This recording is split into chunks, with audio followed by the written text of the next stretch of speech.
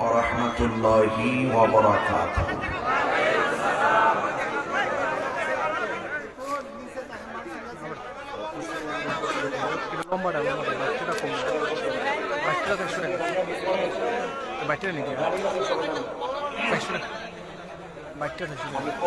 স্বেচ্ছাসেবক ভাইদের অনুরোধ করছি মঞ্চ থেকে আপনারা নেমে যান এবং মাহফিলের চতুর্দিকে আপনারা টাকার জন্য বিনীতভাবে অনুরোধ জানাচ্ছি। এক্সট্রা মানুষ যারা আছেন মঞ্চ থেকে নেমে যান, যারা যারা দাঁড়িয়ে আছেন বসে পড়ুন।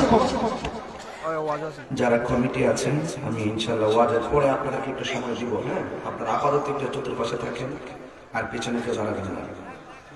আসসালামু আলাইকুম ওয়া রাহমাতুল্লাহি ওয়া বারাকাতুহু। الصلاة والسلام عليك يا رسول الله.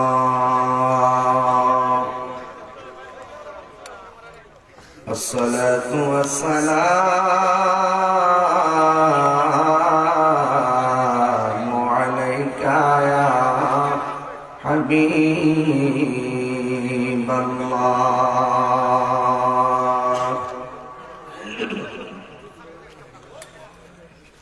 الصلاة والسلام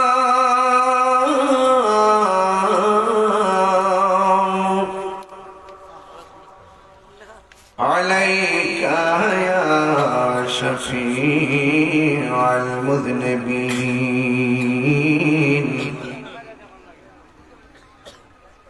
الصلاة والسلام عليك يا رحمة للعالمين.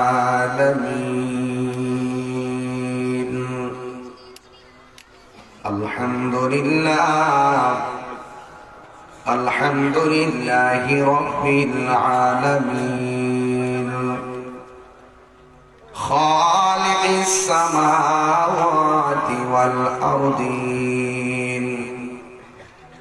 الصلاة والسلام على أشرف الأنبياء والمرسلين وعلى آله وأصحابه وأزواجه وذريته أجمعين. الذي أرسله بالحق بشيرا ونذيرا وداعيا إلى الله بإذنه وسراجا منيرا. إن الله وملائكته يصلون على النبي يا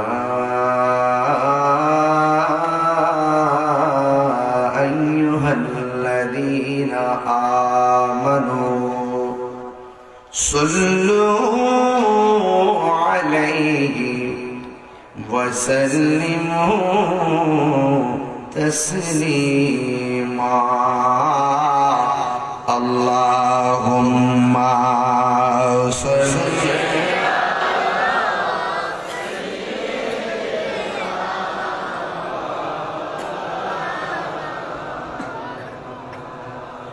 وعلى آل سيدنا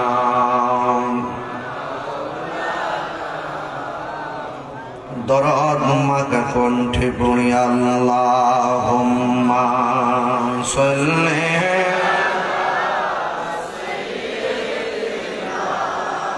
মাওলানা মুহাম্মদ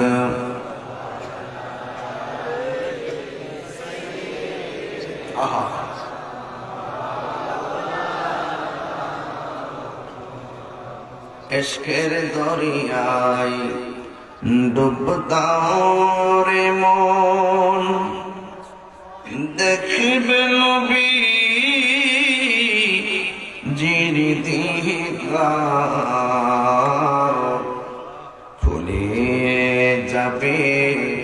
চোখে পর্দা দূর হবে মনের আধার আল্লাহুম্মা সাল্লি ইয়া রাসূলুল্লাহ মারহাবা وعلى آل سيدنا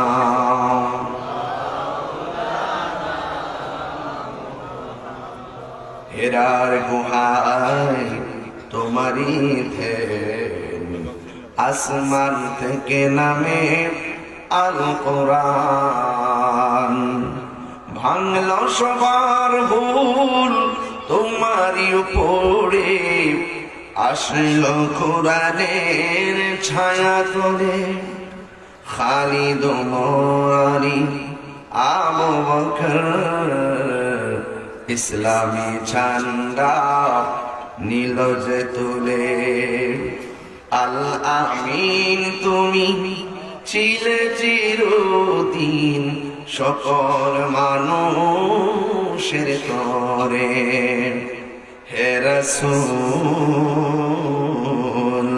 তোমাকে ভুলি আমি কেমন করে আল্লাহুম্মা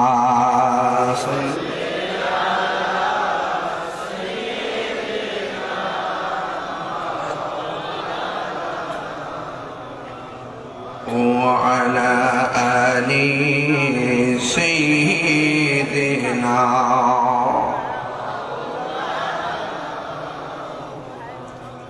لا إله জবান খুলেন লা ইলাহা লা ইলাহা লা ইলাহা লা ইলাহা ইল্লাল্লাহ বলুন লা ইলাহা লা ইলাহা হাসবি রব্বি জাল্লাল্লাহ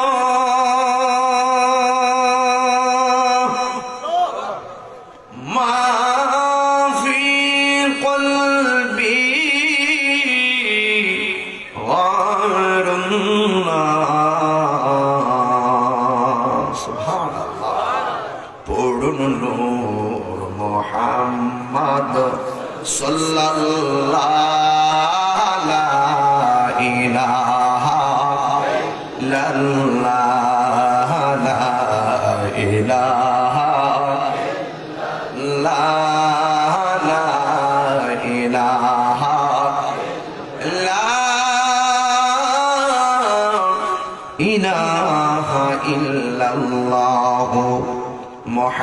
মুহাম্মাদুর রাসূলুল্লাহ সাল্লাল্লাহু আলাইহি ওয়াসাল্লাম। উপস্থিত দক্ষিণ পাইকপাড়া মরহুম আব্দুল মালিক মেম্বার সাহেবের বাড়িতে মুজাহিদ আহলুস সুন্নাত ওয়াল জামাত ইমাম আহলুস সুন্নাত ওয়াল জামাত আল্লামা গাজী আকবর আলী রিজভী রাদিয়াল্লাহু তাআলা আনহুর স্মরণে চতুর্থ বার্ষিক সুন্নি মহাসম্মেলন উরসে গৌসুল আজম উরসে আউলিয়া আজকের মাহফিলের সম্মানিত সভাপতি জনাব আব্দুল হামিদ সাহেব, সহসভাপতি জনাব তারা মিয়া সাহেব, আজকের মাহফিলের শুভাগমন করবেন রাজবিয়া দরবার শরীফের খলিফা পীর গাজী শফিক আহমদ রিজভী সাহেব মাদাজিল্লাহুল আলী, প্রধান মেহমানে আলা হিসেবে উপস্থিত ছিলেন রাজবিয়া দরবার শরীফের সম্মানিত খলিফা হারম গৌসিয়া আলিয়া দরসে নিজামী মাদ্রাসার প্রতিষ্ঠাতা পরিচালক মুফতি আজম লেখক ও গবেষক আল্লামা মুফতি নজরুল ইসলাম রেজভী সুন্নি আল কাদরি সাহেব মাদাজিল্লাহুল আলী। বক্তব্য রেখেছেন সারা বাংলার সারা জাগানো বক্তা আশিকে রাসূল মুজাহিদ আহলুস সুন্নাহ মাসিয়াতা গৌসিয়া রিজভিয়া দরবার শরীফের শাখানশীন আমার ভগ্নিপতি আল্লামা মুফতি গাজী এম এ রুহুল কুদ্দুস রেজভী সুন্নাত কাদরী সাহেব। বক্তব্য রেখেছেন মাওলানা ইসমাইল আহমদ নুরুল্লাহ রেজভী সাহেব সহ ওয়া মুবাল্লিগিন উলামায়ে কিরাম। বিশেষ করে আজকের এই মাহফিলে প্রধান মেহমান হিসেবে আমার বাম ডান পাশে বসে আছেন অত্যন্ত জননন্দিত বিশিষ্ট সুধী হবিগঞ্জ জজ কোর্টের অনবদ্য ব্যক্তিত্ব অ্যাডভোকেট আশরাফুল বারী নোমান চৌধুরী সাহেব এবং উপস্থিত আছেন ৯ নং বিধানপুর ইউনিয়ন পরিষদের চেয়ারম্যান। আমি ওনার ইউনিয়নের একজন নির্বাচনী প্রচারক বলতে পারি। আমি অনেক মহব্বত করি জনাব তাজউদ্দিন তাজ সাহেব। তিনি কিছুক্ষণ পরে এখান থেকে মোরারবন বাজার উদ্দেশ্যে জিয়ারতে যাবেন, আমাকে আগেই বলেছেন। এবং আজকের মাহফিলে উপস্থিত আছেন অ্যাডভোকেট সৈয়দ জাদিদ উদ্দিন আহমদ সাহেব, জনাব দেওয়ান আলী সাহেব, জনাব উরাই মিয়া সাহেব, জনাব শামসুল ইসলাম সাহেব সহ ওয়া মুবাল্লিগিন উলামায়ে কিরাম আর নাত পরিবেশন করেছেন শাহেদ সুলতান আহমদ রেজভী সহ যারা এই মাহফিলে এসেছেন, মসজিদের ইমাম খতিব বৃন্দ, হবিগঞ্জের প্রশাসন বৃন্দ, পর্দার আড়ালে আমার মা ও বোনেরা, অসংখ্য মানুষ মেনজেলের জায়গা নেই, অনেক মানুষ আপনারা বাহিরে দাঁড়িয়ে আছেন। সবার প্রতি আমার শ্রদ্ধার ভালোবাসা যে আল্লাহ রাব্বুল আলামিন এই হিমেল কুয়াশাকে উপেক্ষা করে আমাদের সকলকে পাইকপাড়ার জমিনে একত্রিত হওয়ার তৌফিক দিয়েছেন। শুকরিয়া দান করুন আলহামদুলিল্লাহ। লাখ কোটি দরুদ ও সালাম ওই নবীর নূরানি কদম মোবারকে যিনি হায়াতুন নবী নূর নবী গায়বের খবর দেনেওয়ালা হুজুর নূর সাল্লাল্লাহু আলাইহি ওয়াসাল্লামের উম্মত হিসেবে আল্লাহ পাক আমাদের সকলকে কবুল করেছেন। এজন্য শুকরিয়া দান করুন আলহামদুলিল্লাহ। ইন্তেজামিয়া কমিটির পক্ষে এই প্রোগ্রামটি আয়োজন করেছেন জনাব শাহজাহান মিয়া রেজভী সাহেব, এলাকার গণ্যমান্য ব্যক্তিবর্গ, যুব সমাজ, মুরব্বী সমাজ, মা বোন কর্তৃক উৎসাহ উদ্দীপনা পরামর্শের মাধ্যমে উপস্থিতির মাধ্যমে পাইকপাড়ার এই প্রোগ্রামটি আজ প্রাণবন্ত হতে চলেছে। সকলে বলি মারহাবা। ইন্তেজামিয়া কমিটি বলেছেন যে আপনি যেভাবে ভালো মনে করেন সেভাবে কথা বলেন। আমি আপনাদের সামনে এতটুকু বলবো, আমরা যারা মাহফিলে এসেছি আমাদের সকলকে ধৈর্যশীল হতে হবে। যার জীবনে ধৈর্য বেশি তার জীবনে সফলতা বেশি, যার জীবনে ধৈর্য কম তার জীবনে হতাশা বেশি। আমার ভাইয়েরা, আস-সাবরু মিফতাহুল ফালাহ, ধৈর্য হলো সাফল্যের চাবিকাঠি।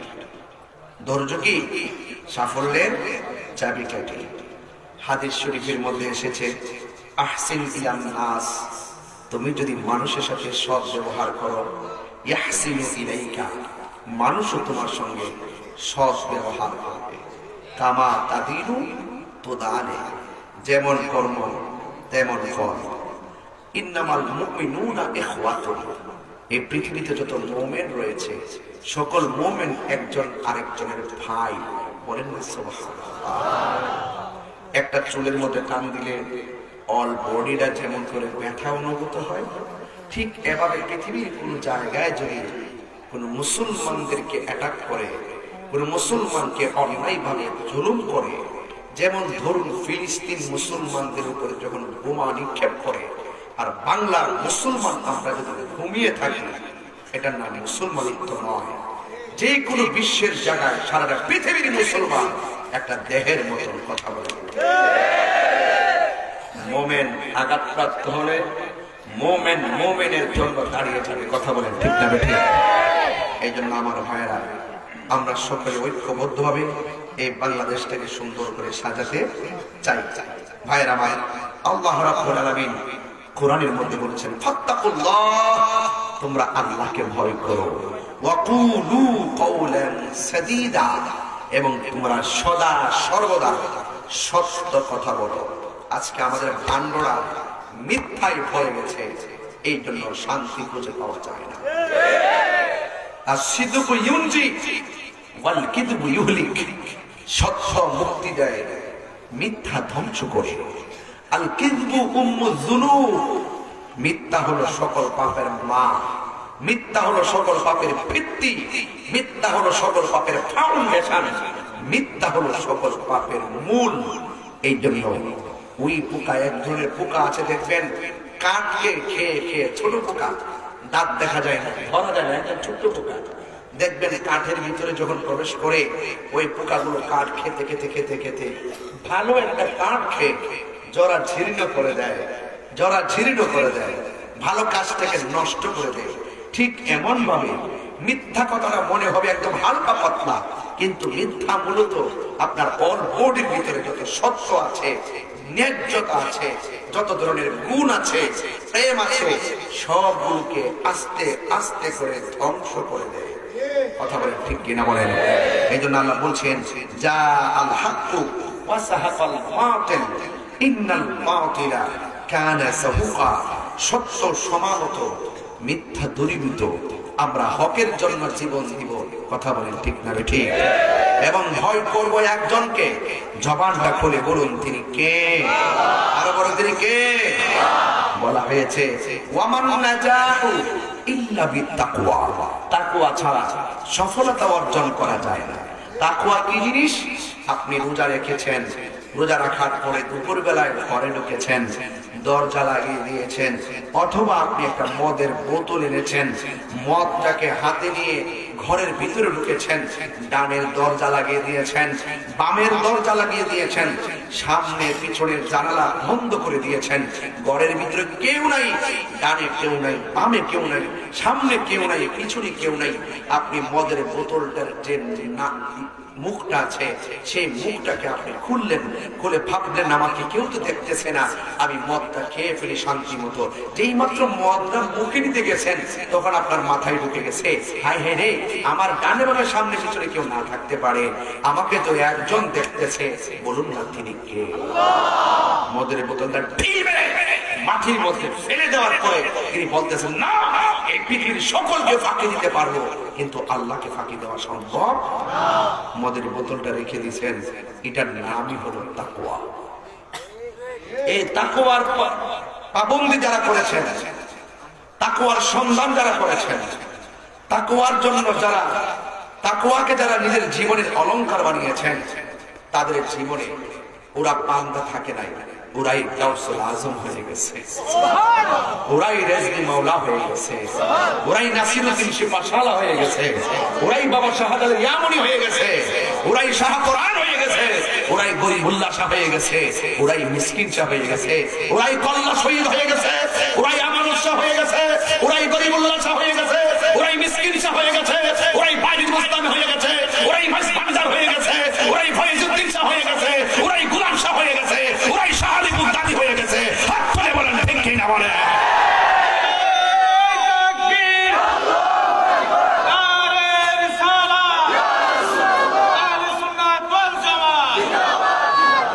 আমার ভাইরা, এটার নাম তাকওয়া।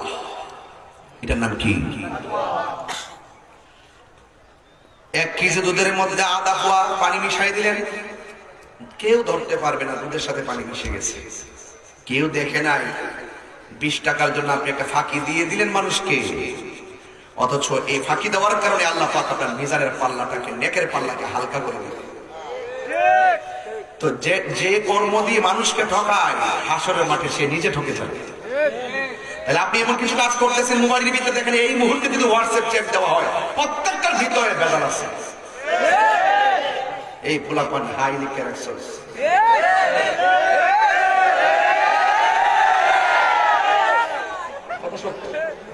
কথা কিন্তু বাঁচার রাস্তা, বাঁচার রাস্তা। তুমি যতই ইনবক্সের ভিতরে যতই তুমি ফাইলদামি মেসেজ ঢুকায় রাখছো, তোমার ইনবক্সের সন্ধান যদি পুলিশ বক্সে জমা নেওয়া হয়, তুমি মনে রাখো কিরামান কাতিবিন তোমার সব কিছু ডকুমেন্টারি করে হাসরের মাঠে একজনের সামনে প্রেজেন্টেশন করবেন। জবানটা খুলে বলুন তিনি কে? আল্লাহকে ফাঁকি দেওয়া, আল্লাহকে ফাঁকি দেওয়া। এই আল্লাহর ওলিরা যারা ওলি হয়েছেন তারা এই চিন্তাটা বেশি করতেন।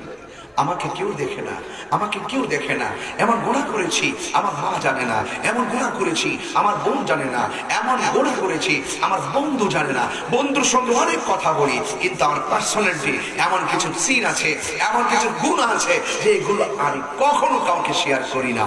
ও বান্দা, এখন কি করবেন? আমি হতাশা হয়ে গেলাম, এখন হতাশ হবেন না। আল্লাহ বলছেন লা তাকনাতু মির রাহমাতিল্লাহ, আমার রহমত থেকে তোমরা নিরাশ হইও না। যদিও তুমি গুনাহ করেই ফেলেছো, যদি আজকে পাইকপাড়ার মাহফিলে বুঝেই ফেলো গুনাহ করে ফেলেছো, বুঝেই ফেলেছো গুনাহ করে ফেলেছো, তাই আর দেরি করো না।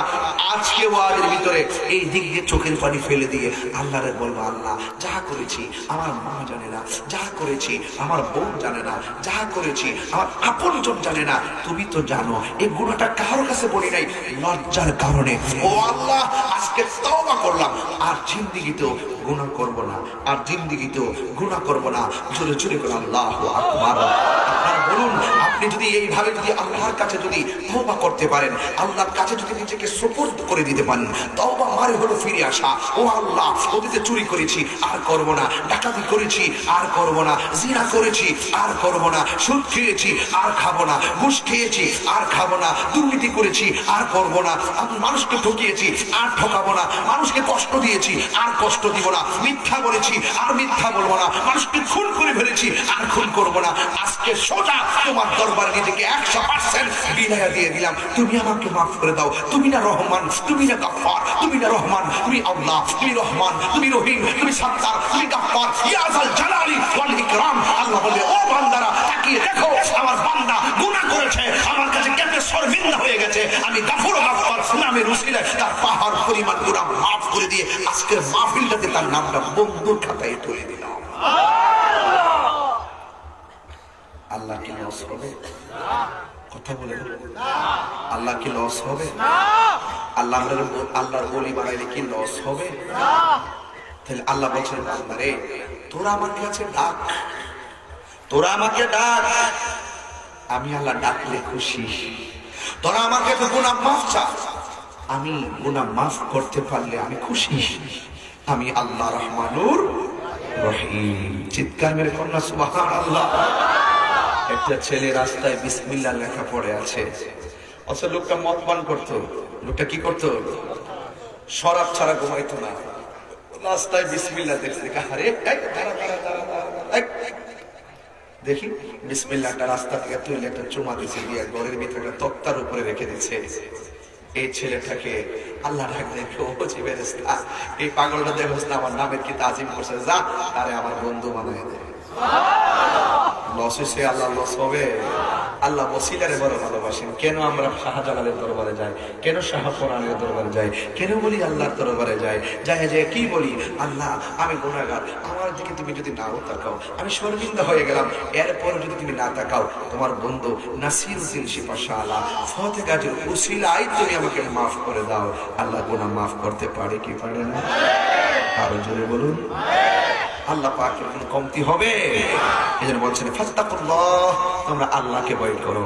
ওয়াকুলু কাওলান সাদীদা।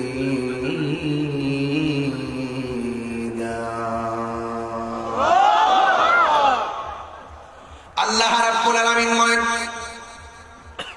হে ঈমানদারগণ, তোমরা আমি আল্লাহকে ভয় করো। তোমার ডানে বিপদ, তোমার বামে বিপদ, তোমার সামনে বিপদ, অন্ধকার পিছনে অন্ধকার। আল্লাহ রাব্বুল আলামিন বলেন, তোমার অন্তরে যদি আমি আল্লাহ রাব্বুল আলামিনের ভয় থাকে, আমার আল্লাহ রাব্বুল আলামিন বলতেছেন, আল্লাহ রাব্বুল আলামিন বলতেছেন, আল্লাহু ওয়ালিয়ুল্লাযীনা আমানু ইউখরিজুহুম মিনাজ-যুলুমাতি ইলান-নূর। আল্লাহ রাব্বুল আলামিন বলেন, যাদের অন্তরে আমি আল্লাহর ভয় আছে, এদের ডানে অন্ধকার, এর বামে অন্ধকার, সামনে অন্ধকার, পিছনে অন্ধকার। এই যে মাহফিলটা করেছে, অনেক মানুষ আমার বিরোধিতা বিরুদ্ধবাদী আছে না নাই? সমালোচনাকারী আছে না নাই? তুমি হক কথা বলবা, জীবনে সবার কাছ থেকে ফুলের মালা পাইবা না। হক কথা বলবা, ফুলের মালা পাওয়া যাবে না। দেখবা হক কথা বললে শত শত কাটা গায়ে বিঁধে যাবে। কথা বলেন ঠিক কিনা? আল্লাহ বলে যদি তোর চতুর্পাশে অন্ধকার, আমি আল্লাহর ভয় যদি তোর অন্তরের মধ্যে থাকে, আমি আল্লাহর ভয় যদি তোমার অন্তরে থাকে, আমি আল্লাহ তোমাকে অন্ধকার থেকে বের করে আলোর দিকে নিয়ে যাব। ওয়া'লামু আন্নাল্লাহা মা'আল মুত্তাকিন। তোমরা জেনে রাখো, আমি আল্লাহর ভয় যার অন্তরে থাকবে কেউ লাগবে না। যার কেউ নাই, জবানটা খুলে বলুন তার কে আছে? আর জবান খুলে বলুন কে আছে? যুবক ভাইয়েরা আমার, আমি আপনাদের সামনে পবিত্র কালামুল্লাহ শরীফ থেকে অনেকগুলো আয়াত আর অনেকগুলো উদ্ধৃতি দিয়ে বুঝিয়ে দিয়ে যাচ্ছি। আমার নবী, আপনার নবীর একজন সাহাবী, যার নাম হলো হযরতে আবু হুরায়রা। আবু হুরায়রার নাম ছিল আব্দুল উজ্জা, আর একটা নাম ছিল আব্দে শামস। ইসলাম ধর্ম গ্রহণ করার পর ওনার নাম হচ্ছে আব্দুর রহমান। সুবহানাল্লাহ করে লাগে। এই আব্দুর রহমান একদিন, আমি গায়ের মধ্যে যেমন চাদরটা পরে আছি, এই চাদরটা গায়ের মধ্যে লাগাইয়া নবীর দরবারের মধ্যে গিয়েছে। তখন ওনার নাম হলো আব্দুর রহমান। নবীর সামনে যাওয়ার পরে নবীর সঙ্গে কথা বলতেছেন, হঠাৎ করে আব্দুর রহমানের চাদরের ভিতর থেকে একটা বিড়ালের বাচ্চা বের হয়ে গেছে। তখন আমার নবী একটা মুস্কি হাসি দিয়ে বললেন, হে আব্দুর রহমান, তুমি কি আবু হুরায়রা নাকি? তুমি কি বিড়ালের বাপ নাকি? সুবহানাল্লাহ না? আবু হুরায়রা কয়, আজকে থেকে আমার নাম আব্দুর রহমান না, নবী আমারে বিড়ালের বাপ কইছে, আজকে থেকে আমি বিড়ালের বাপ হয়ে থাকতে চাই। জোরে কেন আল্লাহু আকবার। সিয়াসিত তার 6টা গ্রন্থ খুলেন, বুখারী শরীফ, মুসলিম শরীফ, তিরমিজি শরীফ, নাসাই শরীফ, আবু দাউদ শরীফ, ইবনে মাজাহ শরীফ, 6টা গ্রন্থ খুলে দেখেন। যদি খেয়াল করেন, খুঁজে খুঁজে দেখেন, যতগুলা সাহাবী আছে সবচাইতে হাদিসের মধ্যে সবচাইতে বেশি হাদিস বর্ণনা করছেন আবু হুরায়রা। 5374টি হাদিস তিনি বর্ণনা করেছেন। চিৎকারে মেরে গিয়ে আল্লাহু আকবার বলা যাবে না? এখনো হাদিসের মধ্যে নাম হলো আবু হুরায়রা, বিড়ালের বাপ এখনো আবু হুরায়রা। নবীর জবান দিয়ে বের হইছে, এটাকে তাবাররুকান নিয়ে গেছে। কে কেমন ভাবে একটা সাহাবী রাস্তা দিয়ে হাঁটতেছে, এবার সাহাবীটা মাথার মধ্যে বোঝা দিতেছে, যত বোঝা দিতেছে সাহাবীটা ততই নিতেছে। আমার নবী দাঁড়িয়ে আছে, নবী নবীর চেহারা মোবারকের দিকে তাকিয়ে রইছে, মাথার মধ্যে বোঝা দিতেছে, কিন্তু না করে না, দিতে আছে। আমার নবী কয়, পাগলা সাহাবী, তুমি কি সাফিনা নাকি? তুমি কি নৌকা নাকি? যতই দে তুমি দি না করো না। ওই সাহাবীকে আজকে থেকে আমার নাম এটা না, আমার নবী আমার নৌকা কইছে, আজ থেকে আমি নৌকা হিসাবে থাকতে চাই। এখনো হাদিসের পাতায় থেকে ওনার নাম হলো সাফিনা। সাফিনা শব্দের অর্থ হলো নৌকা। জোরে কোন সুবহানাল্লাহ। আল্লাহু আকবার বলে কেন? এই জন্য ভয় থাকবে অন্তরে। একজনের জবান খুলে বলেন তিনি কে? আর বড় করে বলেন তিনি কে? আমি একটু একাডেমিক আলোচনা করতেছি, যেন আপনারা অন্যদিকে হারিয়ে না যান। একাডেমিক আলোচনা একটু মানে খুব তীক্ষ্ণ আলোচনার চেষ্টা করতেছি, করার জন্য আপনার বোঝার জন্য চেষ্টা করতেছি। এখন অনলাইনের যুগ, কিছু কথা বলতে হবে একাডেমিক। এই কথাগুলো না বললে অনেকে এটা পাতলা মনে করে, অনেকে মনে করে যে না এগুলো না কিচ্ছা কাহিনী কয়।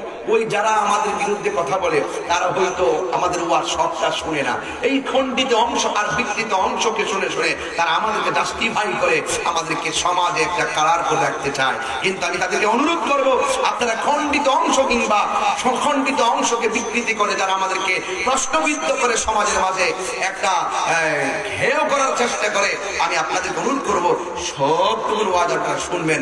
শোনার পরে যেটা ভালো লাগে সেটা গ্রহণ করবেন, যেটা ভালো লাগে না সেটা ছেড়ে দিবেন, যেটা ভুল হয় সংশোধন করে দিবেন।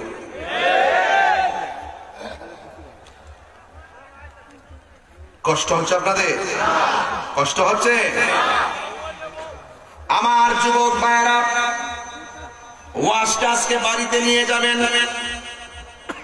বাড়িতে নিয়ে গেলে আশা করি ওয়াজটা বুঝবেন।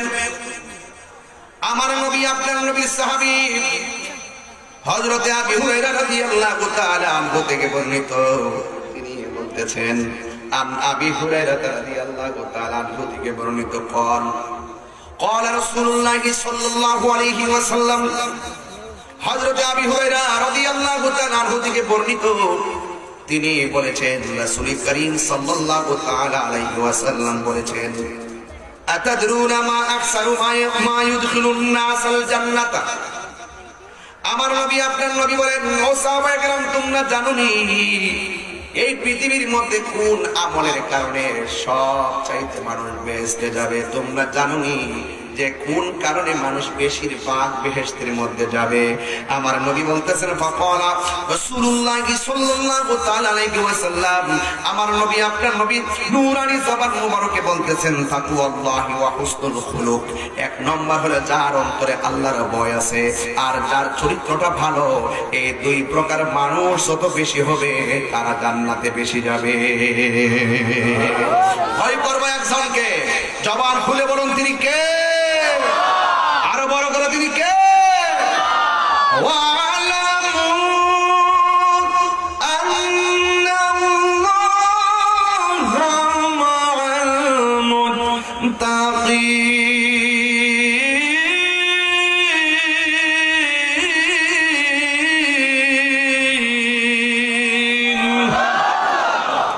ভয় করবে একজন, তিনি কে? এই জন্য আমার নবী বলে, আমার নবী বলে, তোমরা জানো আতাদরুনা মা আকসারু মা ইউদখিলুন নাসাল জান্নাহ, তোমরা জানো কোন কারণে বেশি জান্নাতে মানুষ যাবে? এক নম্বর যারা আল্লাহকে ভয় করে, দরুন না করে মধ্যে ঘুমায় রইছেন, হঠাৎ করে মোবাইলের মধ্যে অশ্লীল ছবি দেখার জন্য মন চাচ্ছে কিন্তু আপনি চান নাই, ধরুন না আপনি সুদ খাওয়ার জন্য মন চাইতেছে কিন্তু আপনি সুদ খান নাই, ঘুষ খাইতে মন চাইতেছে কিন্তু আপনি ঘুষ খান নাই, মানুষের গীবত করতে মন চাইতেছে কিন্তু আপনি গীবত করেন নাই। জিজ্ঞেস করা হলো, তোমার তো সুযোগ আছে, তারপরে কেন গুনাহ করো না? এবার আল্লাহ হাবিব বলেন, হাশরের ময়দানে 7 প্রকারের মানুষকে আমার আল্লাহ আরশে আজিমের ছায়ার নিচে টাকা দিবে। এর মধ্যে 1 নম্বর হলো ন্যায় বিচারক, 2 নম্বর হলো দানশীল ব্যক্তি, 3 নম্বর হলো যারা আযান দিলে ঘরে ঘুমায়া থাকে না, যারা দৌড়াইয়া দৌড়াইয়া মসজিদে চলে যায়।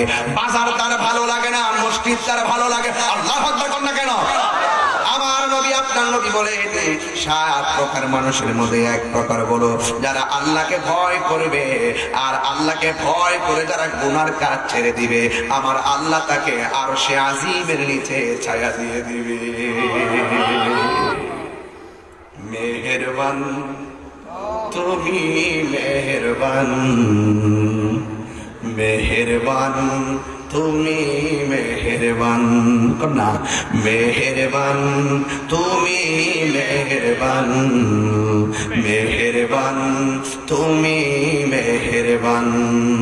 আমি পাপী গুনাহগার, তুমি ছাড়া কে আছে আর? ক্ষমা করো ওগো প্রভু, তওবা করি বারে বার। ইয়া রাহিমু রহমান, ইয়া করিমু মেহেরবান, ইয়া রাহিমু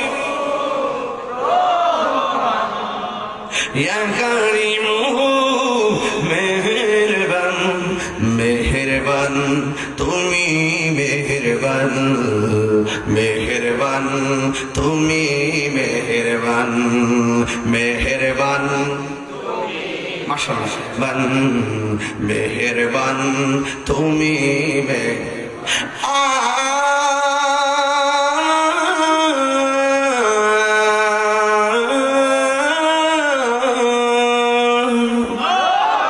জেনে না জেনে হাজার পাপের সাগরে ডুব দিয়েছি, পথ হারিয়ে ভুলে, বুঝে না বুঝে হাজার পাপের সাগরে ডুব দিয়েছি, পথ হারিয়ে ভুলে, নিজের প্রতি নিজে সকাল বিকাল সাজে, নিজের প্রতি নিজে সকাল বিকাল সাজে জুলুম করেছি বারে বার। ইয়া রাহিম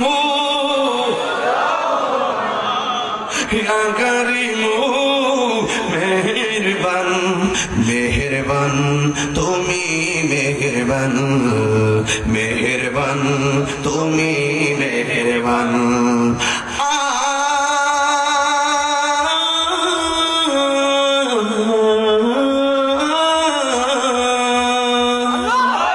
পাহাড় সমান পাপের বোঝা মাথায় নিয়ে চলতে পারি না ক্ষমা করো রহম দিয়ে পাহাড় সমান পাপের বোঝা মাথায় নিয়ে চলতে পারি না ক্ষমা করো রহম দিয়ে বান্দা তোমার আমি তুমি অন্তর্যামী বান্দা তোমার আমি তুমি অন্তর্যামী তোমার দিকে ফিরি বারে বার ইয়া রহিমু রহমান ইয়া কারিমু মেহেরবান ইয়া রহিমু রহমান ইয়া কারিমু মেহেরবান মেহেরবান তুমি মেহেরবান মেহেরবান তুমি মেহেরবান মেহেরবান তুমি মেহেরবান মেহেরবান তুমি মেহেরবান আমার নবী বলে তোমরা জানি আপনার কি কষ্ট হচ্ছে আমি কিন্তু খুব ঠান্ডা মেজাজে মাস করতেছি আজকে দিন মাহফিল রাখি না রাত্র ডাবল মাহফিল রাখি না একমাত্র এই মাহফিলকে সিঙ্গেল রাখছি মারহাবা আমি বোঝাতে পারতেছি আর একটা মাহফিল আছে আমার 25 তারিখে এলাকাতে কোন জায়গা ছিল হ্যাঁ বলবার চোখে আসবে ইনশাল্লাহ আসবেন না সবাই ইনশাল্লাহ আচ্ছা আজকে ওয়াজটি মনে করে রেখে যাবো বাকিটা বড় করে ইনশাল্লাহ রাজি আছে সবাই আপনার কষ্ট হচ্ছে তো ইনশাল্লাহ এই যে গজলটা আর একটা গজল আর ওয়াজটা সামনে রয়েছে কিছু কইছো এটা তো ফাউন্ডেশন খালি ঘরের মধ্যে শুধু রং দিলে চলবো ফাউন্ডেশন টিকলে করবেন রে রং রং দেখতে চাইতেছে ঘরের রং টং যেমনি সুন্দর লাগবো বিল্ডিং এর এটার মূল কাজ হলো ফাউন্ডেশন তোমাদের ফাউন্ডেশন করতেছে এখন কথা ঠিক না ফাউন্ডেশন ঠিক করতেছি যে যেন সকালবেলা বলতে পারে যে হুজুরের প্রথমে এই রাত 2 ঘন্টা ওয়াজ করতে ওয়াজের প্রথমে 1 ঘন্টা শুননা হুজুর কোরআন সুন্নাহর ওয়াজ করে আমাদের অন্তরের ভিতরে ফাউন্ডেশন গাইয়া দিয়ে গেছে আমাদের চোখের মধ্যে দুনিয়ার ভেলকিবাজি নাই আমাদের চোখে হলো সোনার মদিনার সবুজ গম্বুজ কথা বলার ঠিক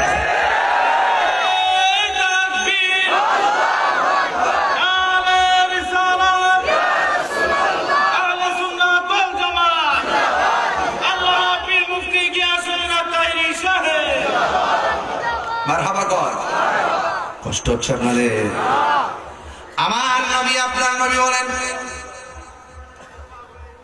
দুইটা কোয়ালিটি যেই মানুষের মাঝে থাকবে ওই মানুষগুলো সবচাইতে বেশি জান্নাতে যাবে 1 নম্বর হলো তাকওয়া 2 নম্বর হলো উত্তম চরিত্র কারণ এই উত্তম চরিত্র মানুষের অনেক সম্পদ টাকা গেলে টাকা পাওয়া যায় স্বাস্থ্যহানি হলে স্বাস্থ্য ফিরে পাওয়া যায় কিন্তু চরিত্র যদি নষ্ট হয়ে যায় সেটা আর ফিরে আসে না এই জন্য যুবক ভাইরা চরিত্রটা হলো সবচাইতে বড় সম্পদ কথা বলেন ঠিক কিনা এই হাদিসের মধ্যে আমার নবী আপনার নবী এই হাদিসের দ্বিতীয় অংশ বলতেছেন আতাদরুনা মা আকসারু মা ইউদখিলুন নাসান নার আমার নবী আপনার নবী বলেন তোমরা জানো নি কোন কারণে মানুষ বেশিরভাগ দুজকের মধ্যে যাবে ফাকাল রাসূলুল্লাহ সাল্লাল্লাহু তাআলা আলাইহি ওয়াসাল্লাম আমার নবী আপনার নবী বলেন আল ফামু ওয়াল ফারজু মুখের কারণে মানুষ দুজকের মধ্যে যাবে লজ্জাস্থানের কারণে মানুষ বেশিরভাগ দুজকের মধ্যে যাবে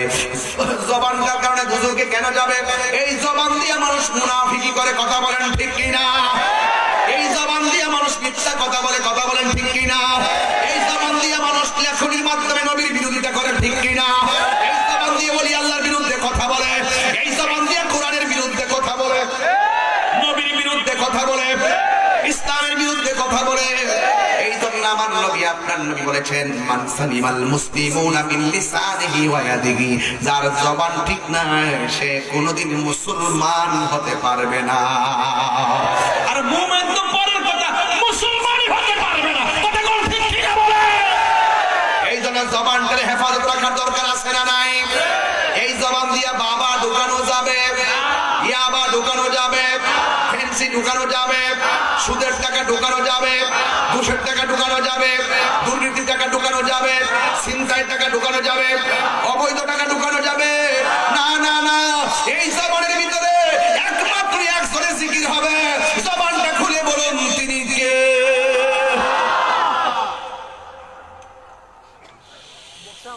ওয়া ইলাহুকুম ইলাহুন ওয়াহিদুন লা ইলাহা ইল্লা হুয়ার রাহমানুর রাহিম।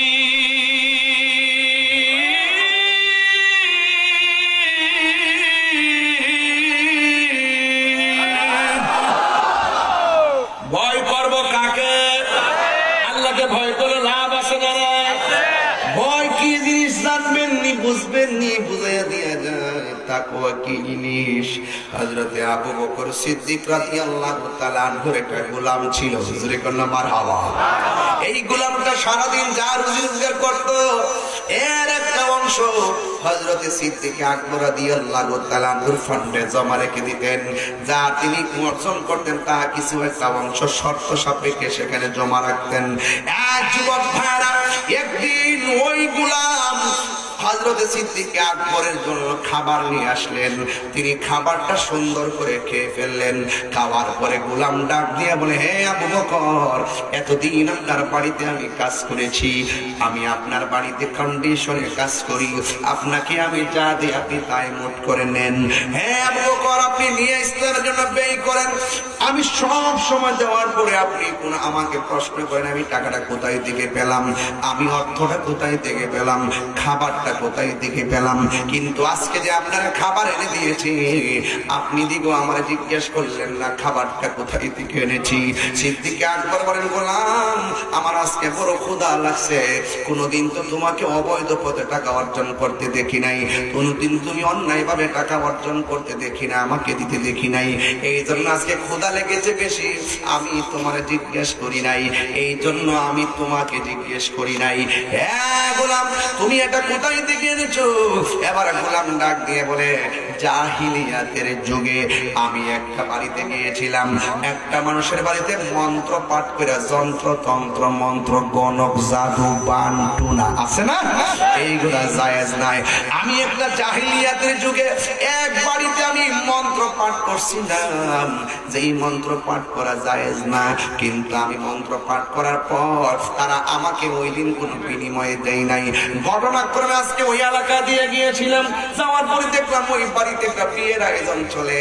যার বাড়িতে মন্ত্র পড়ছিলাম সে আমার দেখা ওই মন্ত্রের বিনিময়ে আমাকে খাবার দিয়ে দিয়েছেন। এই খাবারটা আমি আপনার কাছে নিয়ে এসেছি, আপনার কাছে আনার পরে আপনি আমাকে জিজ্ঞেস না করে খেয়ে ফেললেন। এবার সিদ্দিক আকবর মুখের ভিতরে ইচ্ছা মতো পানি ঢুকালেন, পানি ঢুকাইয়া দুইটা আঙ্গুল মুখের ভিতরে ঢুকাইয়া বমি কইরা ভিতরে সব লোকমা বাহির কইরা ফালাইলেন। এবার ওই গোলামে ডাক দিয়া কয়, আবু বকর সিদ্দিক রাদিয়াল্লাহু তাআলা আনহু, আপনি আমাকে বলছেন আমি খাবারটা কোথায় থেকে এনেছি, খাবারটা দেওয়ার পরে আপনি আঙ্গুল ভিতরে ঢুকাইয়া সব বের করে ফেলেছেন বমি কইরা। এবার সিদ্দিক আকবর ডাক দিয়া বলেন, আমি আঙ্গুলটা ঢুকাইছি, অনেক কষ্ট হয়েছে, আমার আঙ্গুলটা ভিতরে ঢুকাইছি, অনেক কষ্ট হয়েছে, এরপর আমার খাবারটা বাইর হয়েছে। কিন্তু একটা কথা মনে রেখো, আমার আঙ্গুল ঢুকাইয়া যদি আমার জীবনটাও চইলা যাইতো, আমি এটা বাইর করার জন্য পাগল হয়ে যেতাম। আল্লাহ আমারে বাঁচাইছে। দেখছেন নি সাহাবায়ে কেরাম কোথায় থেকে কে কিভাবে খাবারটা আনছে জিজ্ঞেস করতো। আজকে আমরা দাওয়াত করে জিগাই না তুমি সুদ খাওনি, কথা কোন ঠিক কিনা? তাহলে তাকওয়া আসবে কিভাবে? কোথায় থেকে আসতেছে, কোথায় থেকে খাওয়াইতেছে খবর না, এই জন্যই আমাদের কলব মরা, কথা কোন ঠিক কিনা? অল্পটির মধ্যে মানুষের আমার শরীরটারে যদি এখন কাটটা ফেলাই, গোশত গুলা যদি কাটে, তাইলে আমার শরীরে কয় কেজি গোশত হবে?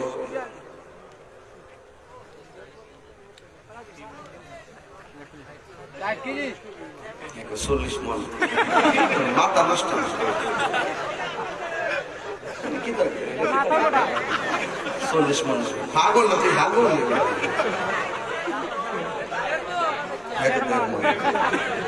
মানুষের শরীর দেড় বুঝতে পারবে আর এক মনে হইতো না, সব মিলে 15 কেজি হইব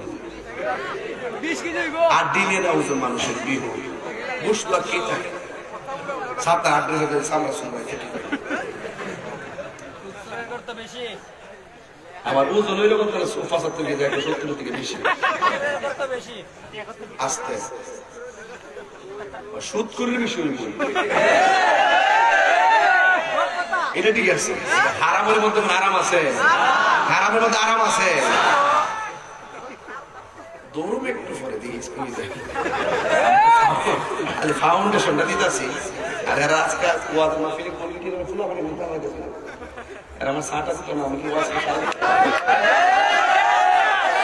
আমার মনে আপনারা একটু আজকে কষ্ট হইতেছে নাকি? আগে ফাউন্ডেশন ঠিক করি মারহাবা কর।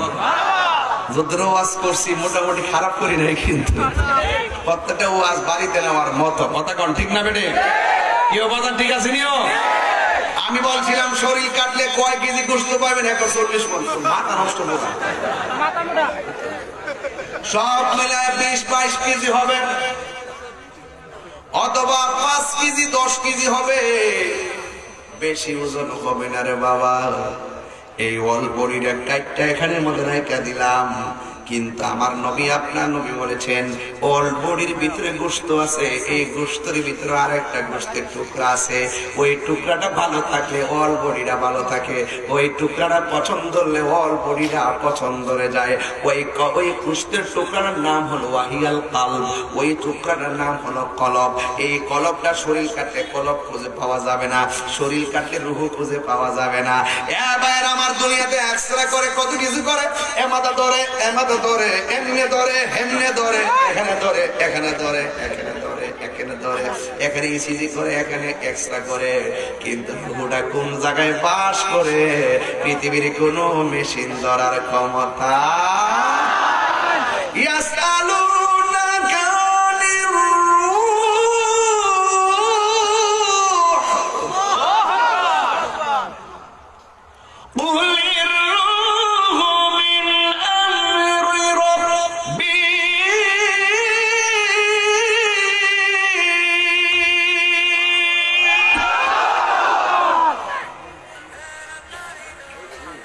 বডিটা পরীক্ষা করলে রুহুটা পাইব, কলবটা দেখব নি।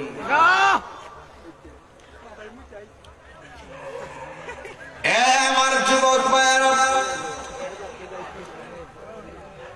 ওই কলবটার ফল খাইলে গায়ের মধ্যে বল হয়, কিন্তু কলবের একটা খাদ্য আছে, ওই খাদ্যটা হলো গিজাউল কলবে যিকরুল্লাহ।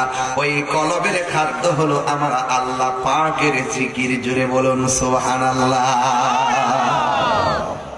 বান্দা যখন একটা গুনাহ করে ওই কলবের মধ্যে একটা কালো দাগ পড়ে, দুইটা গুনাহ করলে দুইটা কালো দাগ পড়ে যায়, আর বান্দার এই দাগগুলো পরিষ্কার করার কোনো মেডিসিন নাই, একটা মাত্র মেডিসিন, সেটা হলো আমার আল্লাহ পাকের জিকির। জুড়ে কোন সুবহানাল্লাহ।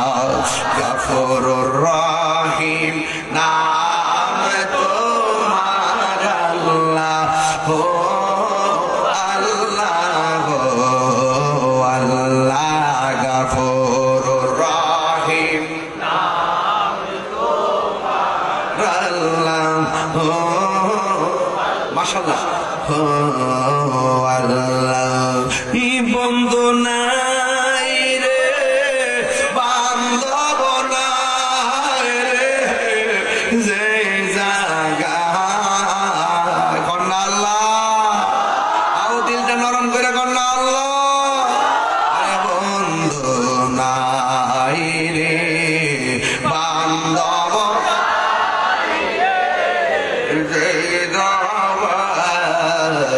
সে যাও বন্ধু নবী মোস্তফায়, সে যাগার বন্ধু নবী মোস্তফায়। হে আব্বা আম্মা যারো শুইছে করে, আব্বা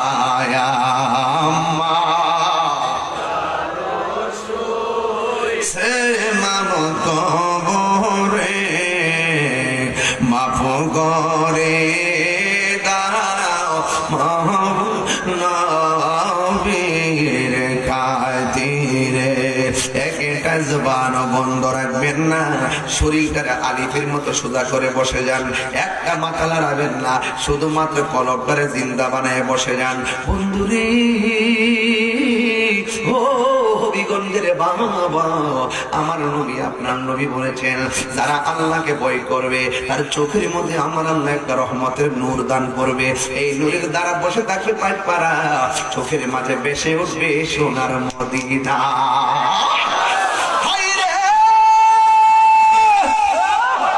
ও আমার হবিগঞ্জের বাবা, জবানটা খুলে বলো নবী দেখতে চাই কি চায় না? নবী আপনার নবী বলেন যার অন্তরে আল্লাহর ভয় থাকবে সে বসে থাকবে মদিনাতে, বসে থাকবে গ্রামে, চোখের মধ্যে নূর দিয়ে দিবে। ইমাম আহমদ ইবনে হাম্বল রাহমাতুল্লাহ আলাইহি বলেন ওনার ছেলে রুটি বানালো, রুটি বানাইয়া সামনে দিয়া দিছে, আর এই দিক দিয়া ইমাম আহমদ ইবনে হাম্বল বললেন রুটি যে বানাইবা ঘরের মধ্যে তো খামির ছিল না, ঘরের মধ্যে তো খামির ছিল না, তুমি কোথায় থেকে খামির এনেছো? ডাক দিয়া বলে ওই যে হযরত সালিম ইবনে মাহমুদের ঘর থেকে এনেছি। যখন এই কথাটা বললো, বলার পরে ডাক দিয়ে সে তো কাজীগিরি করে। কাজী মানে হলো বিচারক। সমাজের মধ্যে দেন দরবার করে সর্দার আছে না নাই? সব সর্দার কিন্তু সমান না, কিছু কিছু সর্দার আছে চোখ টিপ দিয়া টাকা খাইয়া সর্দারি করে, কথা কন্যা ঠিক না বেঠি? আর কিছু কিছু মোল্লারা আছে দেখবেন টাকা খাইয়া ফতুয়া গোড়াইলা, কিছু কিছু মৌলবী আছে ডলার খাইয়া কালার হল্লাইলা, কিছু কিছু মৌলবী আছে এক সময় কথা কয় না সিয়ারের লাগিয়া কথা কয়। কয়েক মাস আগে সুদের ওয়াজ কেমন আছি রহন নাই, তাহিরি আগে যেমন এখনো তেমন, সুদ করে দুই গালে জুতা মারো তালে তালে, কথা কন ঠিক না? আস্তে আস্তে বেশি আওয়াজ করে নেওয়ার ডর করে। যুবক ভাইরা আমার, এই সুদ খাওয়া আমার নবী আপনার নবী বল, এই ইমাম আহমদ ইবনে হাম্বল বলতেছেন তুমি যে খামিরা টানলা সে তো কাজীগিরি করে। কাজী মানে হলো বিচারক। বিচারক আজকে সমাজের ভিতরে বড় লোকরা টাকা দিয়া বিচার ঘুরাইয়ালা, গরিবে সমাজে বিচার থেকে বঞ্চিত, কথা বলেন ঠিক না? আমার নবী আপনার নবী বলছেন হাসরের ময়দানে 7 প্রকারের মানুষ রে আমার আল্লাহ আর সে আজিমের নিচে ছায়া দিবে। এর মধ্যে এক প্রকার হলো যারা আদেল ন্যায় বিচারক, যারা আদেল ন্যায় বিচারক। এই জন্য সব কাজী জান্নাতে যাবে না, কিছু কাজী জাহান্নামের মধ্যে যাবে। কাজীগিরির মধ্যে বেজাল আছে না নাই? শতকরা 92 না 99 ভাগে বেজাল, কথা কোন ঠিক কিনা? ওই কাজীগিরি করে। এবার ইমাম আহমদ ইবনে হাম্বল রাহমাতুল্লাহি আলাইহি বলেন সে তো কাজীগিরি করে কারণ তার টাকার মধ্যে হালাল হারামের অনেক সন্দেহ আছে। কেমনে তুমি আমার লাগে তার খামির দিয়া রুটি বানাইলা, এই রুটি আমি খাবো, দৈন্তার নকার। এবার কয় কি করব? কয় রুটিগুলা ঘরের মধ্যে রেখে দাও, কোন ভিক্ষুক যদি বাড়ির মধ্যে আসে আমার কথা বলবা যে আমি কোন কারণে রুটি খাই নাই। যদি ভিক্ষুকে শোনার পরেও খায় তাহলে তারে দিয়া দিবা, আর না হয় তুমি এটা রেখে দাও। এবার আহমদ ইবনে হাম্বল রাহমাতুল্লাহি আলাইহি এই রুটিগুলা দিয়ে তিনি চলে গেছে। 1 মাস পর্যন্ত রুটিগুলা ঘরের দরজায় রাখছে, একটা ভিক্ষুক ঘরের দরজার মধ্যে আসে নাই। শেষ পর্যন্ত রুটিগুলো পচে গেছে। এবার ঘরওয়ালা রুটিগুলো নিয়ে পুকুরের মধ্যে ফালাইয়া দিছি, যেই মাত্র নদীর মধ্যে ফালাইয়া দিছি। এই মুহূর্তে 1 মাস পরে জিজ্ঞেস করা হলো বালক রুটিগুলা কি করেছো? যেই মাত্র বলছে 1 মাস পর্যন্ত রুটিগুলো ঘরে রাখছি কিন্তু রুটিগুলো পচে গেছে, এই রুটিগুলো দেওয়ার মতো কোনো ভিক্ষুক পাই নাই। শেষ পর্যন্ত এই রুটিগুলো নদীর মধ্যে নিয়ে ফেলে দিয়েছি। আহমদ ইবনে হাম্বল বলেন তুমি রুটিগুলা পানিতে ফেললে না। আজ সেদিন থেকে ইমাম আহমদ ইবনে হাম্বল মনে মনে কয় না জানে রুটিগুলা কোন মাছে খাইছে, সেই মাছ আমি কেমনে খাবো? আল্লাহকে ভয় এমন ভাবে করতেন, সেদিন থেকে ইমাম আহমদ ইবনে হাম্বল একদিনও তিনি মাছ খাই নাই। এটার নাম হলো তাকওয়া। আল্লাহর জন্য সব ছেড়ে দিবে, কথা বলেন ঠিক কিনা? আল্লাহর জন্য সব ছেড়ে দিবে। আরে তাকওয়া কেমন? হবিগঞ্জের বাজার গেলে ফলের বাজার দিকে থেকে তাকওয়ার অভাব নেই। হবিগঞ্জের ফলের বাজার ফল মন্ডিতে গিয়ে দেখবেন মুত্তাকির অভাব নাই। যদি বলেন যে 1 কেজি আপেল দাও, দেখবেন 1 কেজি আপেল যে ঠুঙ্গার মধ্যে ঢুকাইব, ঠুঙ্গার ওজন 150 গ্রাম।